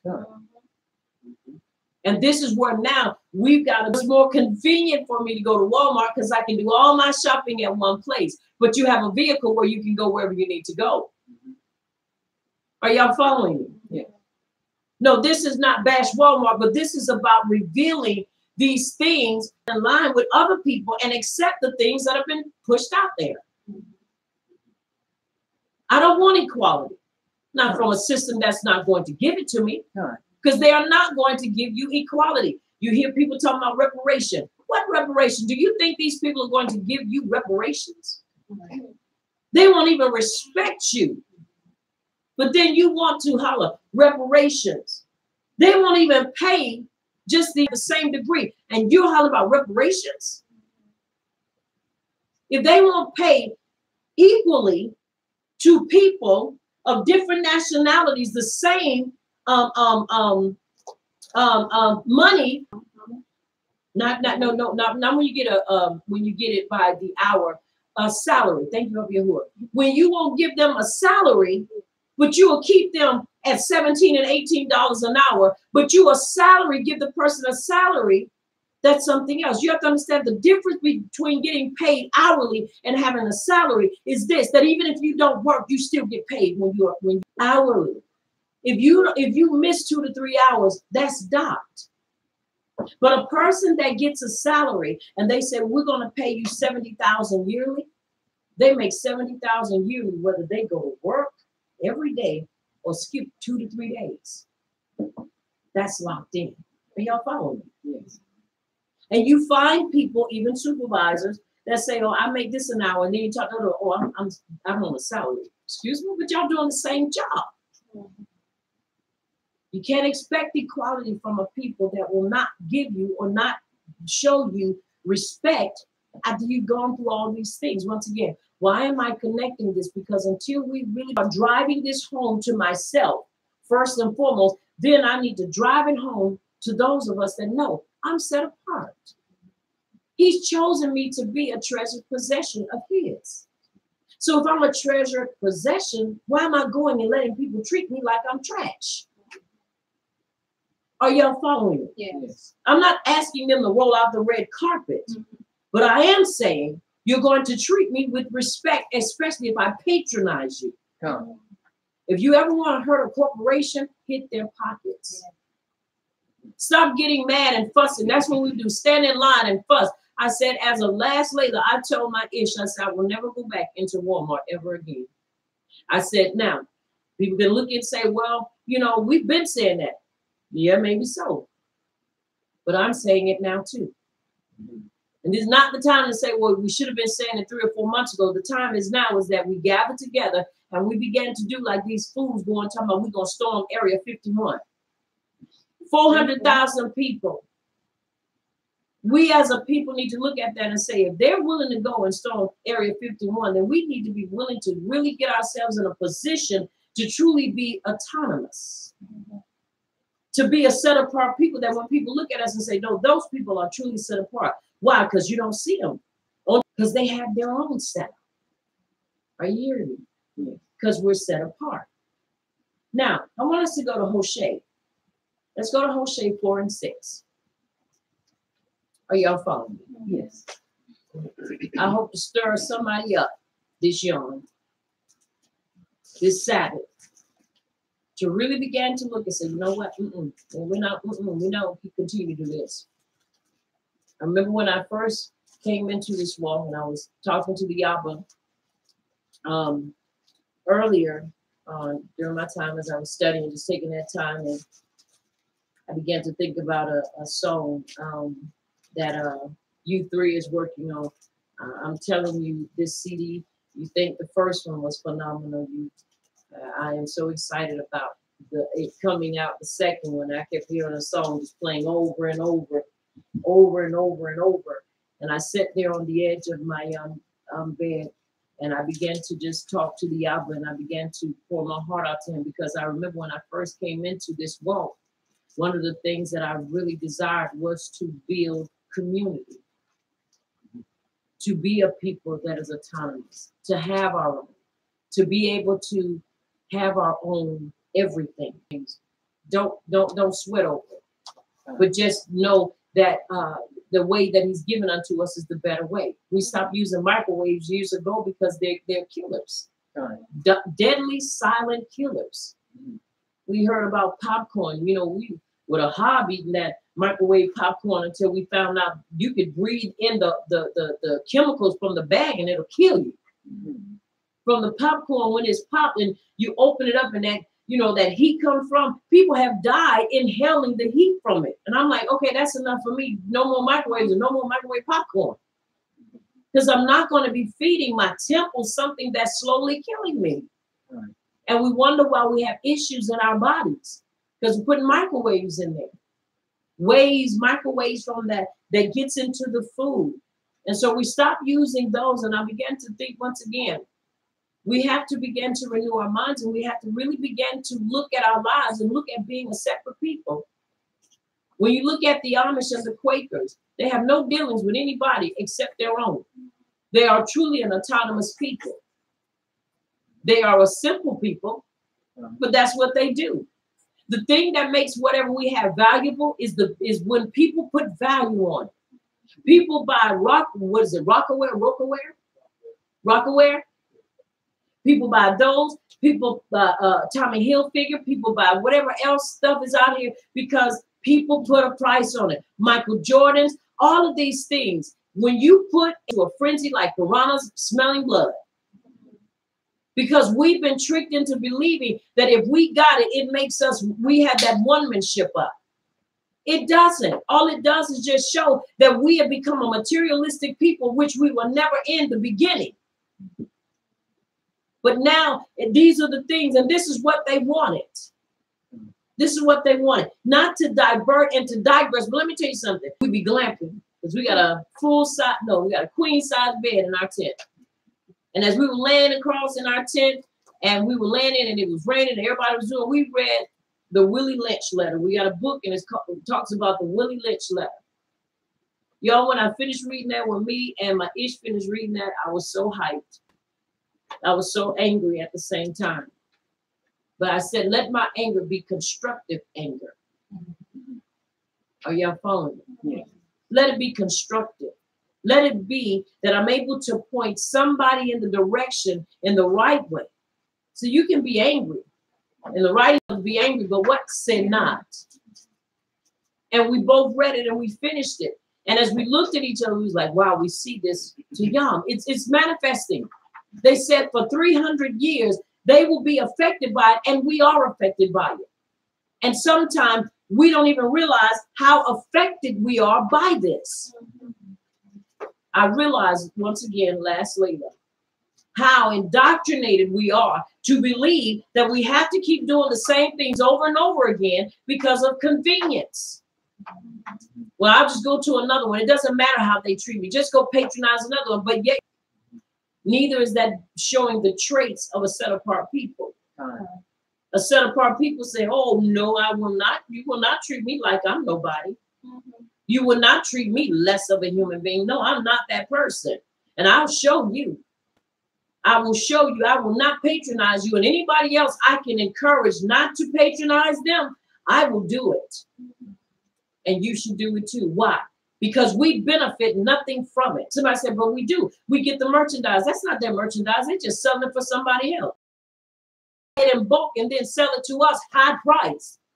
If you've ever gone in there and you see those two stickers, you see the one with the price and then you see the one on the bottom that's white.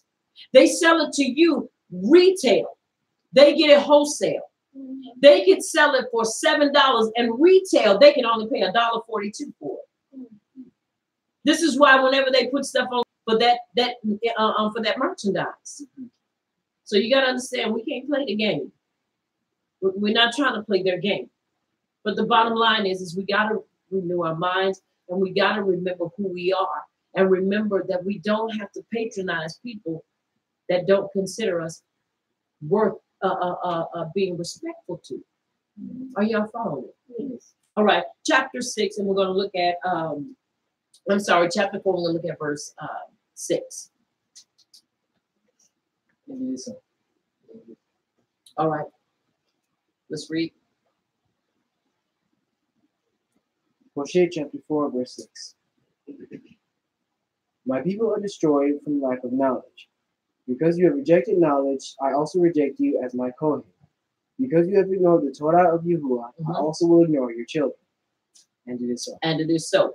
Now, we're going to go back. We're going to go to verse 1 and we're going to read down to verse 5. Read. Hear the word of Yahuwah, you Yasharites, because Yahuwah has a charge to bring against you who live in the land. There is no diligence, no aha, no acknowledgement of Yahuwah in the land. There is only cursing, lying, and murder, stealing, and adultery. They break all bounds, and bloodshed follows bloodshed. Because of this, the land mourns, and all who live in it waste away. The beasts of the field and the birds of the air and the fish of the sea are dying. But let no man bring a charge. Let no man accuse another, for your people are like those who are destroyed from lack of knowledge. Because you have rejected knowledge, I also reject you as my priest. Because you have ignored the Torah of Yahuwah, I also will ignore your children. Thank you. And it is so. And it is so. Now, the reason I wanted to read it like that, and I wanted to show us, there was more to my people are destroyed for lack of knowledge. There is another part in it, because we rejected the Torah. Torah gives us a complete outline of how we are to govern ourselves. We have to ask ourselves, when we patronize them, when we go in their stores, are we following the instructions of the Abba? Are y'all following? Yes. You're following? Yes. Now, somebody will say, but we need these things. Who said? Are y'all following? Yes. We don't need those things. Those things we want. Well, we need to buy the food from there. There are countless other stores that we can shop at and patronize. We can have our own stores. We can patronize our own. My desire is that the Abba would anoint these hands to do. Dawood said, anoint my hands for war. I asked the Abba, anoint my hands to bring about a service to us as a people so that we can truly be a people that do not have to go and bother anybody else. And for those that are offering a service, that we can come together under one hub and be able to give this service to our people. Now, with that being said, I'm probably going to make a few people mad at me when I say this. And not try to rob them by the price. I'm not saying that we are supposed to a degree, give stuff away. But I am saying, make it affordable. Make it affordable. You are not, understand when I say this. You're not in competition with the stores. This is why sometimes people will go to the store because it's cheaper. Are you following me? Yes. You have to make it to where it is economical and to where people can buy it. Because if it's too expensive, who's going to buy it? Yeah, you'll have those that buy it, but I've learned that consistency is the greater thing. You sell it low enough, or you put it at a donation, because I don't believe you should sell anything. I believe there's a way that things should be done, my opinion. Are y'all following me? Yes. But there's a way that you can offer it to where it does not break a person's pocket. Am I against businesses? Absolutely not, because I'm working on all mine. All of that. But what I am saying is being creative and making it to where, because of the price, but also because of the service. You want to be able to give an impacting experience where people will come back over and over again and patronize you. This is where, once again, we have to begin to look at our value as a people. I value myself. I value you as the nation of Yasharal. And as such, we should be able to come to a place where we say, look, let's look at this. Let's see what we can do so that we can keep our people patronizing. We keep our people coming in and do it. Because truly to be autonomous means that you can disconnect yourself from every outside influence and every outside corporation, and you deal only inside. That's what the Amish, that's what the Quakers do. That's what they do. They will not go outside. That's why they all wear the same clothes and they do the same thing over and over again. Because that's their life. Now, once again, how does that affect? We shouldn't have to go somewhere to where we're treated. I don't care if it's any other store. I don't care if it's not just Walmart. I don't care what it is. You should never patronize a people or a place that does not respect you as an individual. Right. Never. And so once again, when we read this, he says, my people perish for a lack of knowledge. But watch this. Because thou hast rejected knowledge. What knowledge did we reject? We rejected the Torah. Right. Torah gave us specific instructions for our lives. Are you hearing me? Yes. From Bereshit to Devarim. 10 Commandments set that stage for these to come forward so that we could live and so that we could live again. But because of our ancestors and forefathers and their disobedience, and because they did what the writings told us not to do in Devarim chapter 6, verse 14, we began to follow up behind their powers, and we began to take on their way and their culture. And this is why now it is so hard for some of us to break away from certain things, because it's so ingrained and embedded in us that if we do anything differently, it causes us to derail on the tracks. Because we've been so adamant about following a way for so long that we continue to do that. We say, oh, I'll just run in there and grab a few things. I'm not going to stand there. But grabbing those few things still keeps us on that same track and in that same mindset that we cannot do without them. And we can. And we should. We don't fight.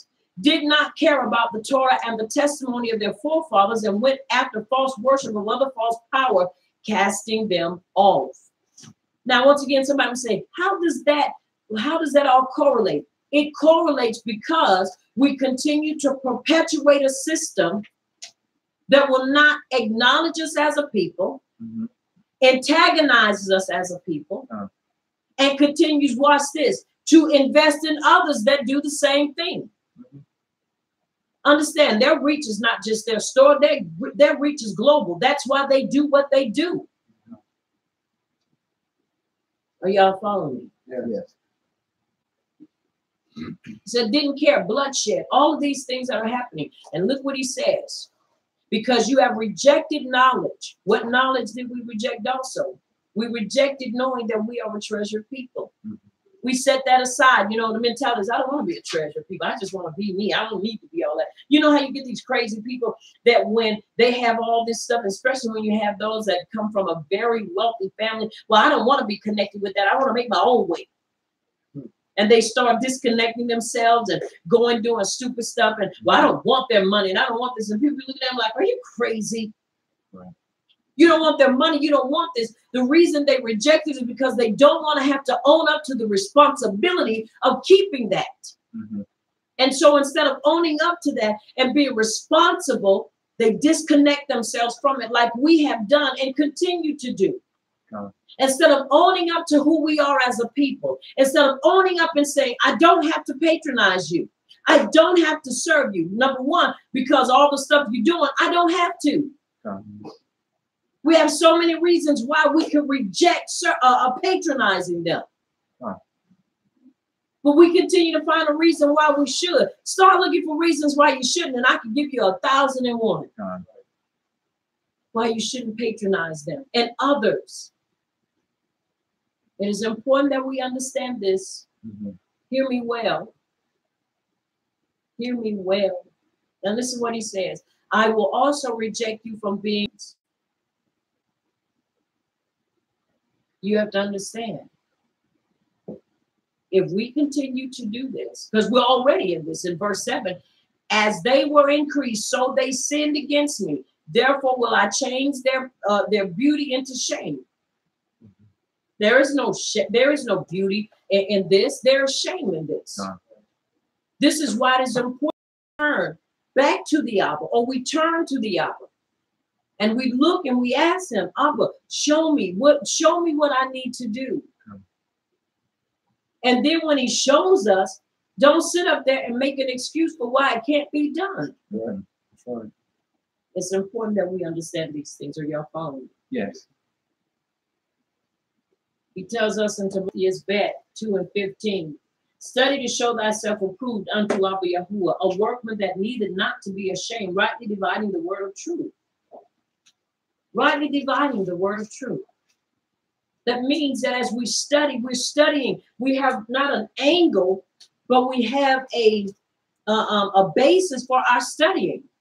We're studying because we're still trying to understand who we are as a people. See, this is one of the things, and I've said it, and I'll continue to say it, as a Mora. I don't teach problematic. I'm not a problematic teacher or preacher. But when there is an issue that needs to be addressed, I will address it as he gives it to me to address. We as a people, when it comes down to certain things, we get it set in our heart and mind, and nobody can change that. Nobody can change that. When we say, hey, y'all, you need to, if you don't want to connect with me, connect with somebody else. Connect. The first thing people say is, we got to do it this way. And I'm not against certain things. I believe that you ought to do research. You don't take what I say, research it. You don't believe you can, even if you trust me, research it. Why? Because this is why he told them to study. You've got to study so that you can know for sure what you're receiving is valid and legit. You do. Are y'all following? Yes. Very important for these things to be established, because it's the time, and if you are truly connected, I'm sure, and I pray if you're not, you do, you feel the atmosphere has changed. It is not like it was. There is a push for us to be consistent. There is a push for us to change and to reevaluate how we do things. There is a push to connect and grab a hold and stay connected. I want to use this analogy. Following, for those of you that I hope have seen Us, so don't give anything away. The concept of that was to revolutionize a people, to make them go beyond the norm or that what was set for them. We as a people, you have to already know, even though people know we are the people, they've already set a cap on how far we're going to go, what we're going to do, and how consistent we will be with it. Done. You know how I know? Just look at how things are done. They know that we're only going to deal in almost like what you would say, clusters. They know there's going to be a group of us that's going to do this. They know there's going to be a group of us that's going to do it that way. They know there's going to be a group of us that do it this way. So right now, they're really not afraid of us as a people. Now, this is what I'm saying. And I'm not saying we are trying to make people be afraid of us, but you ought to demand respect. Definitely. There ought to be something about us as a people that they respect. That they say, you know what? You got to respect them for this, that, and the other.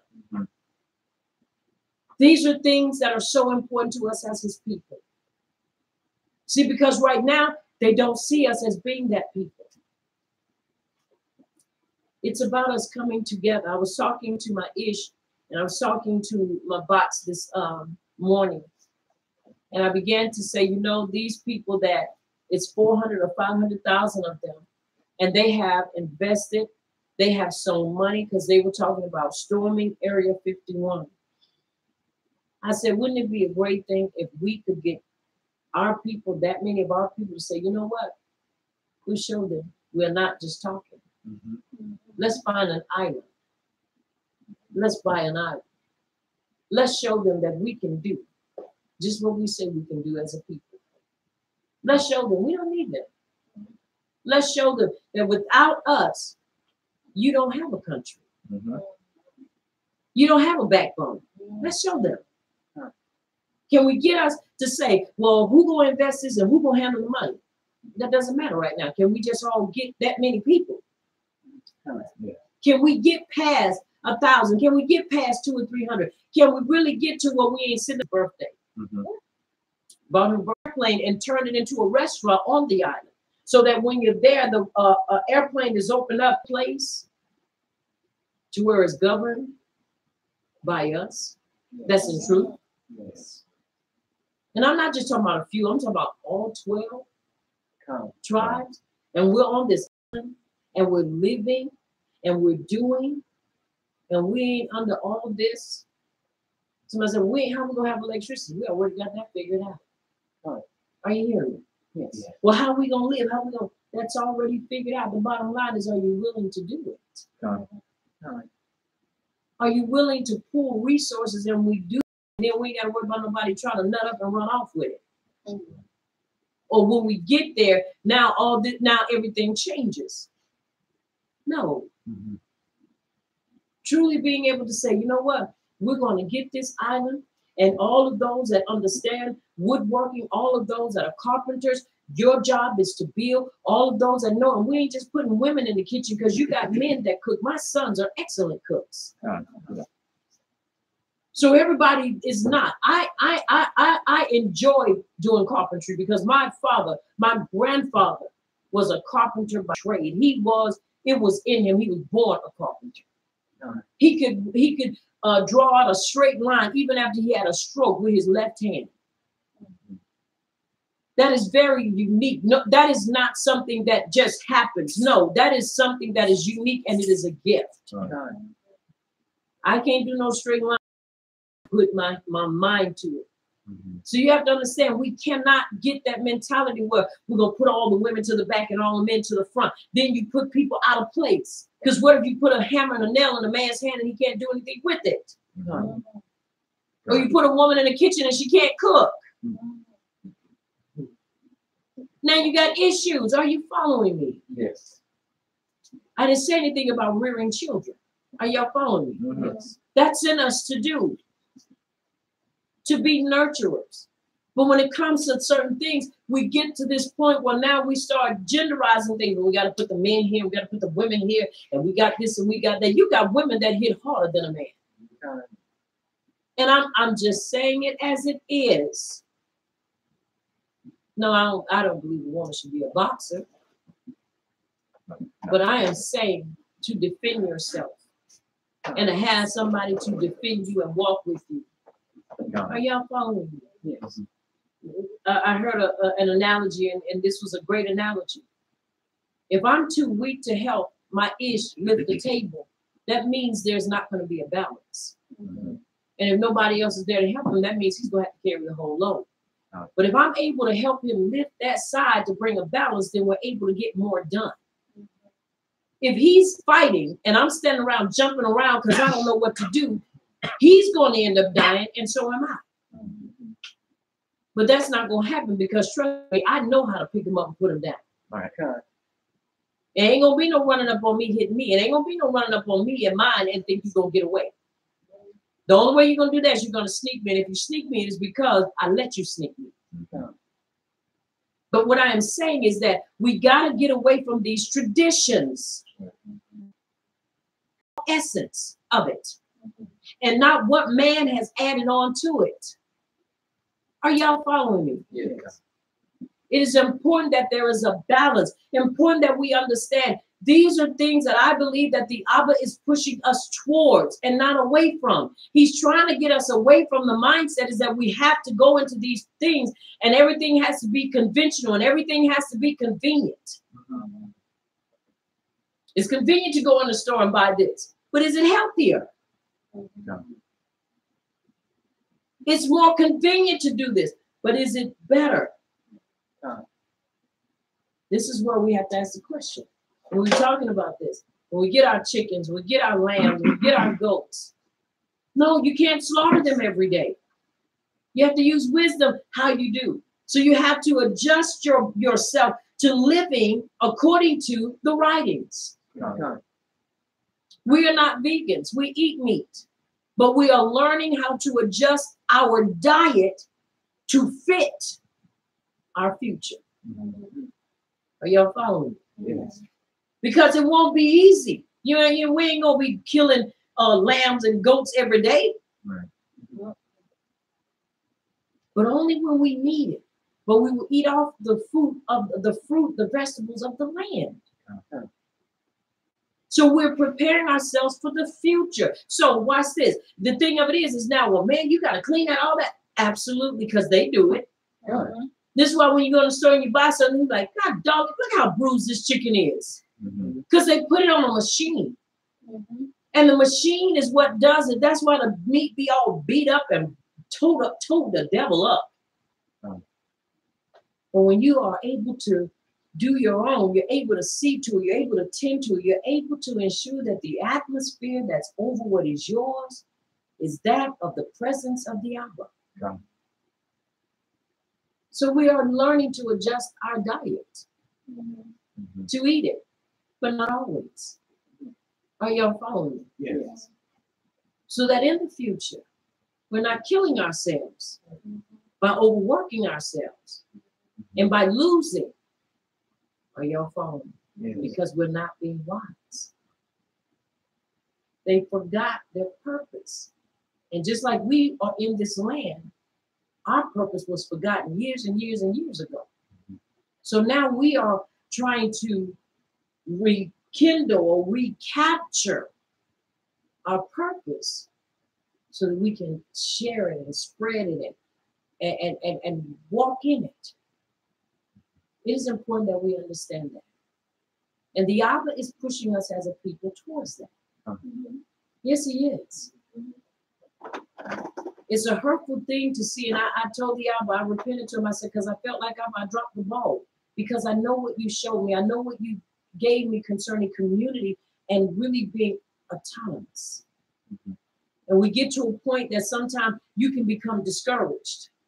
Because when you start talking about it, and then people talk about it, and then people, leave, and then they don't try to, help that. We're not talking about franchising anything or trying to make something, where we're trying to do this, that, and the other, but where we're truly trying to bring our people to a place to where, number one, we're renewing our health.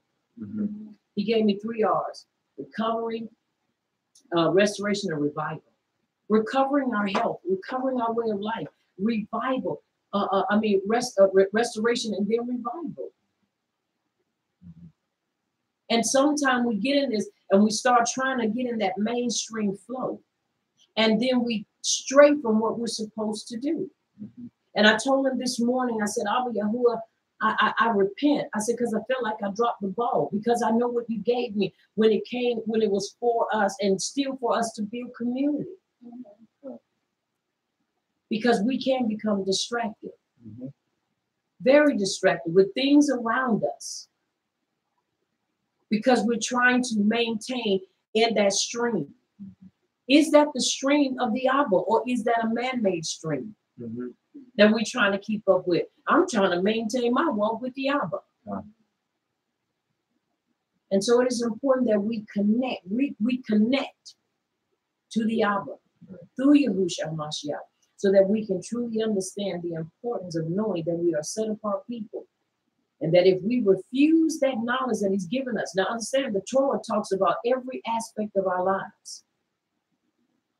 The reason when we rejected that because that was what we were taught. But now that we know better, it's time to reverse that thing and reject that which was given to us and what is considered the normal, and accepting that what he's given unto us as his people. Am I making sense? Yes. Very important. Studying shows us how to do this. Now listen at this. Very important for us. And this is in Matthew. Let's look at chapter 28, verses 19 through 20.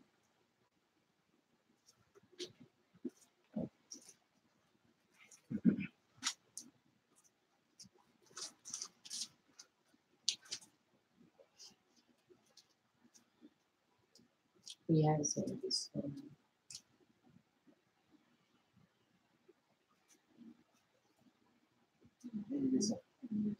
Okay.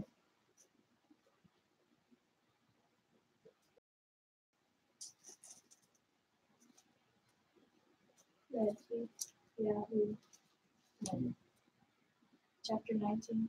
Chapter 28. Chapter 28. Verse 19 and 20. Verse 19 and 20. Mm-hmm. And it reads, "Therefore go, and make taught ones of all the nations, immersing them in the name of the Father, and of the Son, and of the Ruach HaKodesh, teaching them to guard all that I have commanded you. And see, I am with you always until the end of the age." And it is so. This is why it is important that we not get distracted. Because how can we make disciples if we ourselves are not discipled in this truth, but discipled in a whole nother area, in a whole nother vein? You know what a disciple is? A disciplined follower.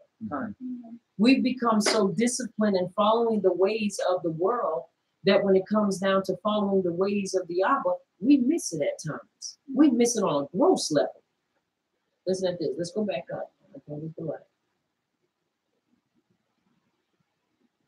Now let's look at verse 16. 11 disciples went away into Galilee, into a mount where Yahuwah had appointed them.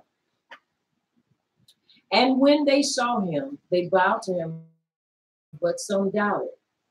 And Yahush came and spoke to them, saying, "All power is given to me in the Shemayim and in the earth. Go therefore and make disciples of all nations." What nation? Everybody. He's talking about the children of Yasharal. Are y'all following? The 10 prostituting tribes, or the 10 lost tribes. Not lost in the respect that we don't know where they are, or lost when it comes down to the knowledge and the instructions that we are supposed to have. It is not just a phrase. Are you hearing me? Yes. This is referring to the 10 tribes who have become many nations. Therefore, Yahush, as per his mission, sends his disciples as fishers. This is why when he said, "Follow me, and I'll make you fishers of men," they dropped doing what they were doing and followed, because that was the greatest thing that anybody could ever have been asked to do, and that is to follow a more, or even a mora, to follow them. So it was important that we understand they just didn't do it just to be doing it. They understood and heard because they themselves have been keeping up by reading writings. Okay. That's why it was not hard for them to stop doing what they were doing. Oh, if we were a people like that of heart and would stop and began to focus on other things. But, well, I got to keep my house. I can't afford to leave my place of dwelling. I can't afford to do this and can't afford to do that. You should think, do you think I ask you to drop this and follow him to do this, and you lose? You don't read nowhere in the writings where they ever lost anything. Mm-hmm. They never lost anything. The only thing they lost was that old way of life, which they never had anyway. It had them more than they had it. Mm-hmm. And so he's saying, go therefore and make disciples of all nations, talking about the children of Yasharal, to collect and unify the two houses of Yasharal, as there was no other way to unify them back but to bring them home. Now it's important that we understand, what is our mission? Are we trying to unify us? Are we trying to bring the two houses together? Are we content with staying divided? Are we content with doing our own thing over here? Are we content with doing our own thing over there? Or are we truly trying to be like Mercury, trying to get back to the nucleus, trying to get back to that whole system, trying to get back to our home, trying to get back to the fold? Are we really trying to do that? Are we content? Have we got so comfortable? Have we gotten snowed that we feel like, hey, this is it. It ain't that bad. Have we gotten to a place that we truly have forgotten our mission? You can't forget. I know. Because you start doing things, you start doing next thing, then you look and say, wait, let's back up. We got to go back because we strayed just a little bit. We got to remember. Yeah. We got to remember. We got to reassess, because we got to maintain our course and our consistency. Yeah. We cannot become weary and well-doing. We cannot drop the ball. We cannot become complacent and comfortable in heart and mind and even in our surroundings. Right. Because when we do, the enemy is waiting right there to pounce on us and to destroy us. There was a time we were talking, and many people were talking about, we were talking about, hey, let's get communities. I'm not saying that people are not still doing it, but it was more open. Now, when you start making it for just a select few, and you start falling under that esoteric way, now you start leaving other people out. That's a problem. Yeah. Because now you start categorizing, or you start basically making it, well, these are the people that we believe would be better, that would better benefit us, and they could benefit from it. Why we can't all benefit from it? Oh. Are y'all following me? Yes. As I said before, these people gathered 400 or 500,000 people. And whether they gave whatever amount or whatever, to them, all they wanted was for people to be cooperate and be cooperative. And if you only had a jar of change, I'm sure they said, that shows me you want to be a part. So we're not going to deny you, because at least you're making an effort, versus somebody that don't do nothing. So it is important that we understand, really, don't drop the ball. And if you doubt to the Abba, it would be phenomenal to be on an island and have Sabbath with about 6,000 or 7,000 of us as a people, of the same mind, the same heart, the same desire. 400,000, 500,000 people. That's a lot of people. It'll take a couple of days to get to everybody. But to know that they were willing to protect, willing to guard, willing to live according to the Torah instructions. No big eyes, little U's. The council would be set up, and everything would be set up, and we would have our own. Are you following me? Our own court system. We police our own island. We have the air rights and the mineral rights. You have no right to fly over. And if you do, that is an act of war. Yes. Are you following me? Yes. Our own, what they call medical facilities. We have our own herbal place or herbalism. And we have our own holistic places. Mm-hmm. Instead of trying to have somebody say, well, why are you trying to build this when we're going home? Because if we can build this here, when we go home, we're already set. We're not trying to go from here and just jump into something. Are you following me? It's very important that we understand this. Let's not forget why he woke us up. Let's not forget what he's called us out of and called us into. Are y'all following me? Yes. Very important.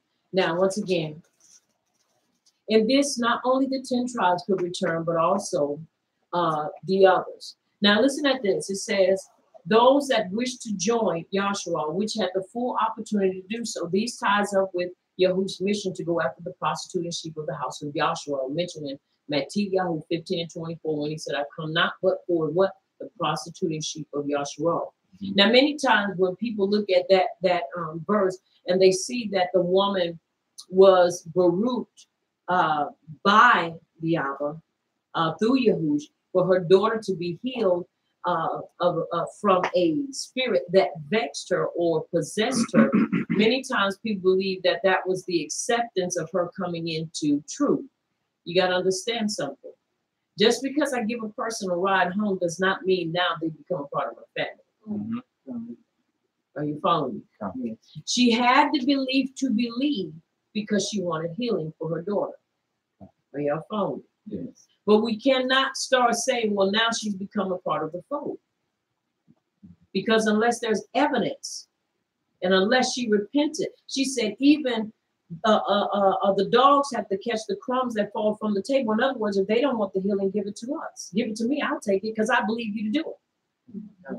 But now we have to be able to distinguish that is given as a miracle and that what is the acceptance into the fold and making her a part of the nation. Mm-hmm. That's what we have to be careful of. Are you hearing me? Yes.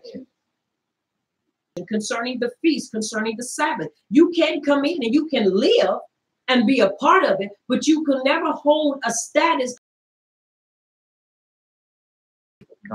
That's man-made. Yahuwah never gave them that authority. Mm-hmm. So it's always important to be able to say, no, they are a part because they are followers, but they will never be able to be leaders. Mm-hmm. Why? Because they've shown evidence that this is what they want to do, because they've acknowledged him as the son of the Abba. They've acknowledged the Abba Yahuwah as the creator, and that he is the creator, and that the children of Yahshua, all 12, are you hearing me? Yes. Are our people. And I ain't just talking about melanated. I'm talking about, because everybody melanated ain't a part of the 12 tribes. But we do know those that are melanated. Are you following me? Yes. Being able to ignore. We got one.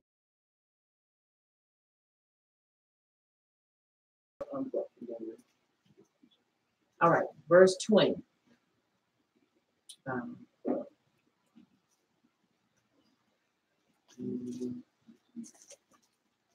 Teaching them to observe all things, whatever I have. What did he command them? Yahush commanded Torah to be taught. And that is what we must do, not just issue two-liners and hope everything else will fall in place. Are you following? Yes. That is Torah. Teach a separation. Teach that we ought to desire and long to be separated and different from everybody else. It is important that we understand that. Are y'all following? Yes. Yes. Very important. Because if we're not doing that, then what are we doing? Are you following? Yes. All right. Let's look at Yehukin and Moshe, which is Mark chapter 7. verse 13.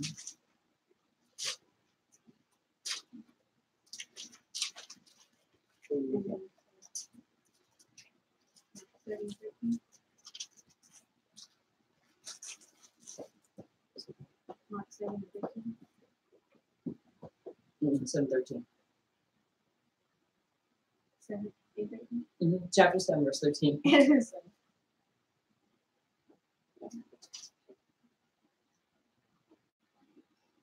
Mark 7, verse 13. Just verse 13. Making the word of Yahuwah of none effect through your tradition, which you heard, and many such like things do you. Okay. Now, verse 7 shows us what it was. And in vain do they worship me, teaching the doctrines and commandments of men. Verse 8, for laying aside the commandment of power, you hold the traditions of men. And he said to them, neatly, you reject the commandment of power, that you may keep your own tradition. For Moshe said, esteem your Abba and your Ema, and whoso curses Abba or mother, let him die. And when we understand, are you following me? Changing. What are the traditions? What were the traditions of men? Earlier manuscripts missed the longer reading as the washing of pots and cups and many other such like things you do. They had started adding all kind of crazy stuff on there. You have to understand why they attacked Yahush and the disciples when they were eating the corn, wash your hands. You have to understand what they looked at come washing hands, they looked at all this up here. You know, when you go and you see doctors washing their hands and they wash and so forth, these are your hands, but they wanted to wash it all the way up here because they felt that if they didn't wash it all the way up there, then they were still unclean. This was a tradition they brought in and began to practice. So when they saw that the disciples of Yahush were just cleaning their hands, they got offended.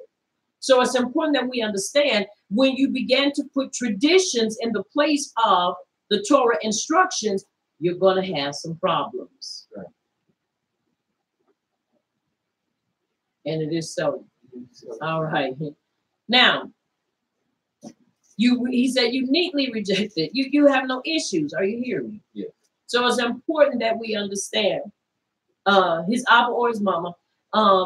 It is korban, that is to say, a gift by whatever you might profit by me, he shall be free. In other words, they didn't want to take care of their parents, their elderly parents. They wanted to commit it all to the priests, and that basically relinquished their responsibility to take care of their parents. Now, this is where it says, and you permit him no more to do anything for his Abba or his Ema. Now, listen what it says, making the word a power of no effect through your tradition, which you have delivered, and many such like things you do. This is what we can see, and many such things like things you do. In other words, it was not just that, but it was other things that they had begun to institute and to promote in the place of instructions. Right. They used traditions. And this is what we end up getting ourselves caught up in, traditions. Why? Let me give you an example. Traditionally, this is where we go, because everybody goes there. Are y'all following? Everybody shops there. Whoosh. My. It's traditional. Are you hearing me? Many people shop there. So what we do, we tend to do the same thing because it's what? A tradition. Let me show you something. We used to celebrate the 4th of July. Why? Because it was a tradition that was passed down to us. We would spend hundreds of dollars when we were able to. At one time, we couldn't afford to. But then we started making the money, we would go spend $200, $300, $400 on fireworks. So we began, as soon as they put them out, we would start. So by the 4th of July, we had a show that would beat the band. Why? Because it was a tradition. So we did it traditionally. And then we started researching and we started finding out how they replaced July 4th to move August 4th, which was name John, not John Adams, what was his name? Crispus Attucks Day. They replaced that day with the 4th of July. They replaced it because it was independence. So that's what they wanted to be remembered and known by a time of independence. That wasn't our independence. But we did it traditionally. Why? Because it was a tradition that was passed down. And watch this. And because we continue to do that, the word or the Torah had no effect in our lives because we continue to uphold a tradition. But the moment we let that tradition go is because we began to hold on to what? The Torah. And we realized tradition and truth can't remain in the same house because one is going to cancel out the other. When we were in Christianity, it canceled out Torah. But now we're in Torah. Torah cancels out everything that's tradition and everything that's not right. Are you hearing me? Yeah. All right. Now, once again, we can't follow in that. Here, it should be clear that the term, the word, is an idiomatic expression for Torah of Moshe. So whenever we put a tradition over these things, this is what happens. So I want to encourage you on to Yom on this time of celebration, commemoration, to follow wholeheartedly after that what the Abba has given unto us. Be adamant about following in his principles, in his statutes, and in his ordinances and his judgments that he's given unto us as a people. Be adamant about finding a better way than following up behind what is norm and what is or what has become the convenient way. Because it's going to come a time when convenience is not going to even be convenient anymore. There's going to be a time. They've already, from what I've heard, passed a law where plastic bags are no longer legal. So now when you go into a store and you purchase your food, if you don't have a bag, you're going to be standing up there being criminalized because they're the ones that chose not to have bags. Now you got to stand up there and watch, and they got to check all your stuff. Not only are they checking your stuff, but now they are basically putting you in a position to now make you feel like a criminal because it was their choice to make plastic bags illegal. Why? I have no idea. No idea. Just something more to push us farther into their way and to follow up and submit to a system, truthfully, that we don't have to. Why even worry about bags when you can go and get your own stuff out your own garden? You don't even have to go and buy it. And then let me tell you something. The more people we have that are willing to cooperate and do.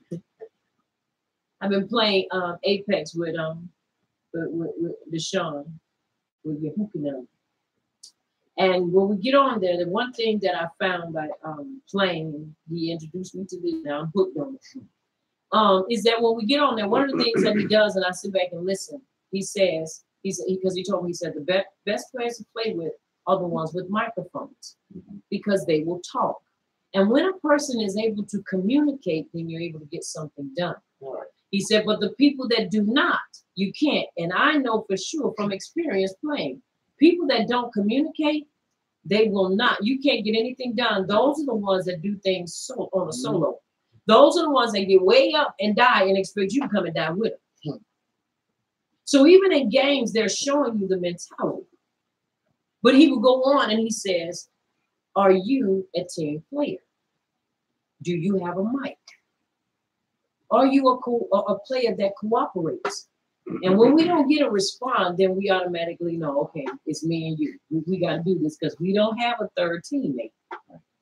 Why am I using this analogy? Because when we stay on the outside, after we come to understand what can help make our lives better, then the question is asked, are you a team player? Are you willing to cooperate? Or do you want to do this solo? The bad thing about being a solo is that if you get down and there's nobody around to help you up, you're going to lose your stuff. Right. Your box going to be loose from your body. So I'm saying to you on this young, consider everything, especially the Deuteronomy 7 and 6. We are a treasured people set aside for him. And because we are this, then why should we let anybody belittle us and make us feel that we are less than what he has called us to be? Right. Nobody has a right to treat us in that manner and to whip us except him. And once you repent and turn from your wicked ways and begin to acknowledge that you once were a sinner and now you understand that really what sin was and you're not walking in that manner anymore, now you have no right to try to inflict upon me something that I'm not under anymore, and that's a curse. Mm-hmm. Whom the Son is set free is what? Free indeed. Mm-hmm. So it's important that we choose. Are we going to continue to perpetuate and continue to pass that down to our children, and this generation, and saying, well, don't worry about it. It'll pass. Just go somewhere else. Or we're going to truly start pulling away and saying, no, we're special people. We're different. We ain't got to do that. We're the only people that will put up with that stuff. Like I said, look over there in England. They do not patronize people that do not acknowledge them in their respective place. I say unto you on this Sabbath, keep your head up, keep your shoulders squared, and keep your heart and your feet in and upon the Torah, because you can't go wrong. Remember, he ahabs you with the ahab of Yahush. It is because of him that we have access to the hour. Once again, enjoy your rest. I am Aliyah Yasharal, and I am the Morah of Messengers of Yahuwah's Kingdom, a great belief congregation located in South Carolina. Once again, I am Aliyah Yasharal, and I am the Morah of Messengers of Yahuwah's Kingdom, a great congregation. I want you to remember here at Messengers of Yahuwah's Kingdom, a great belief congregation, this is the place where the Torah does the body excellent. Until next time, may I be Yahuwah Baruch Atah and keep you in his shalom until we meet again. Also, I want you to remember that you've been touched by Champion TV, a place where the champions reside. And yes, sir.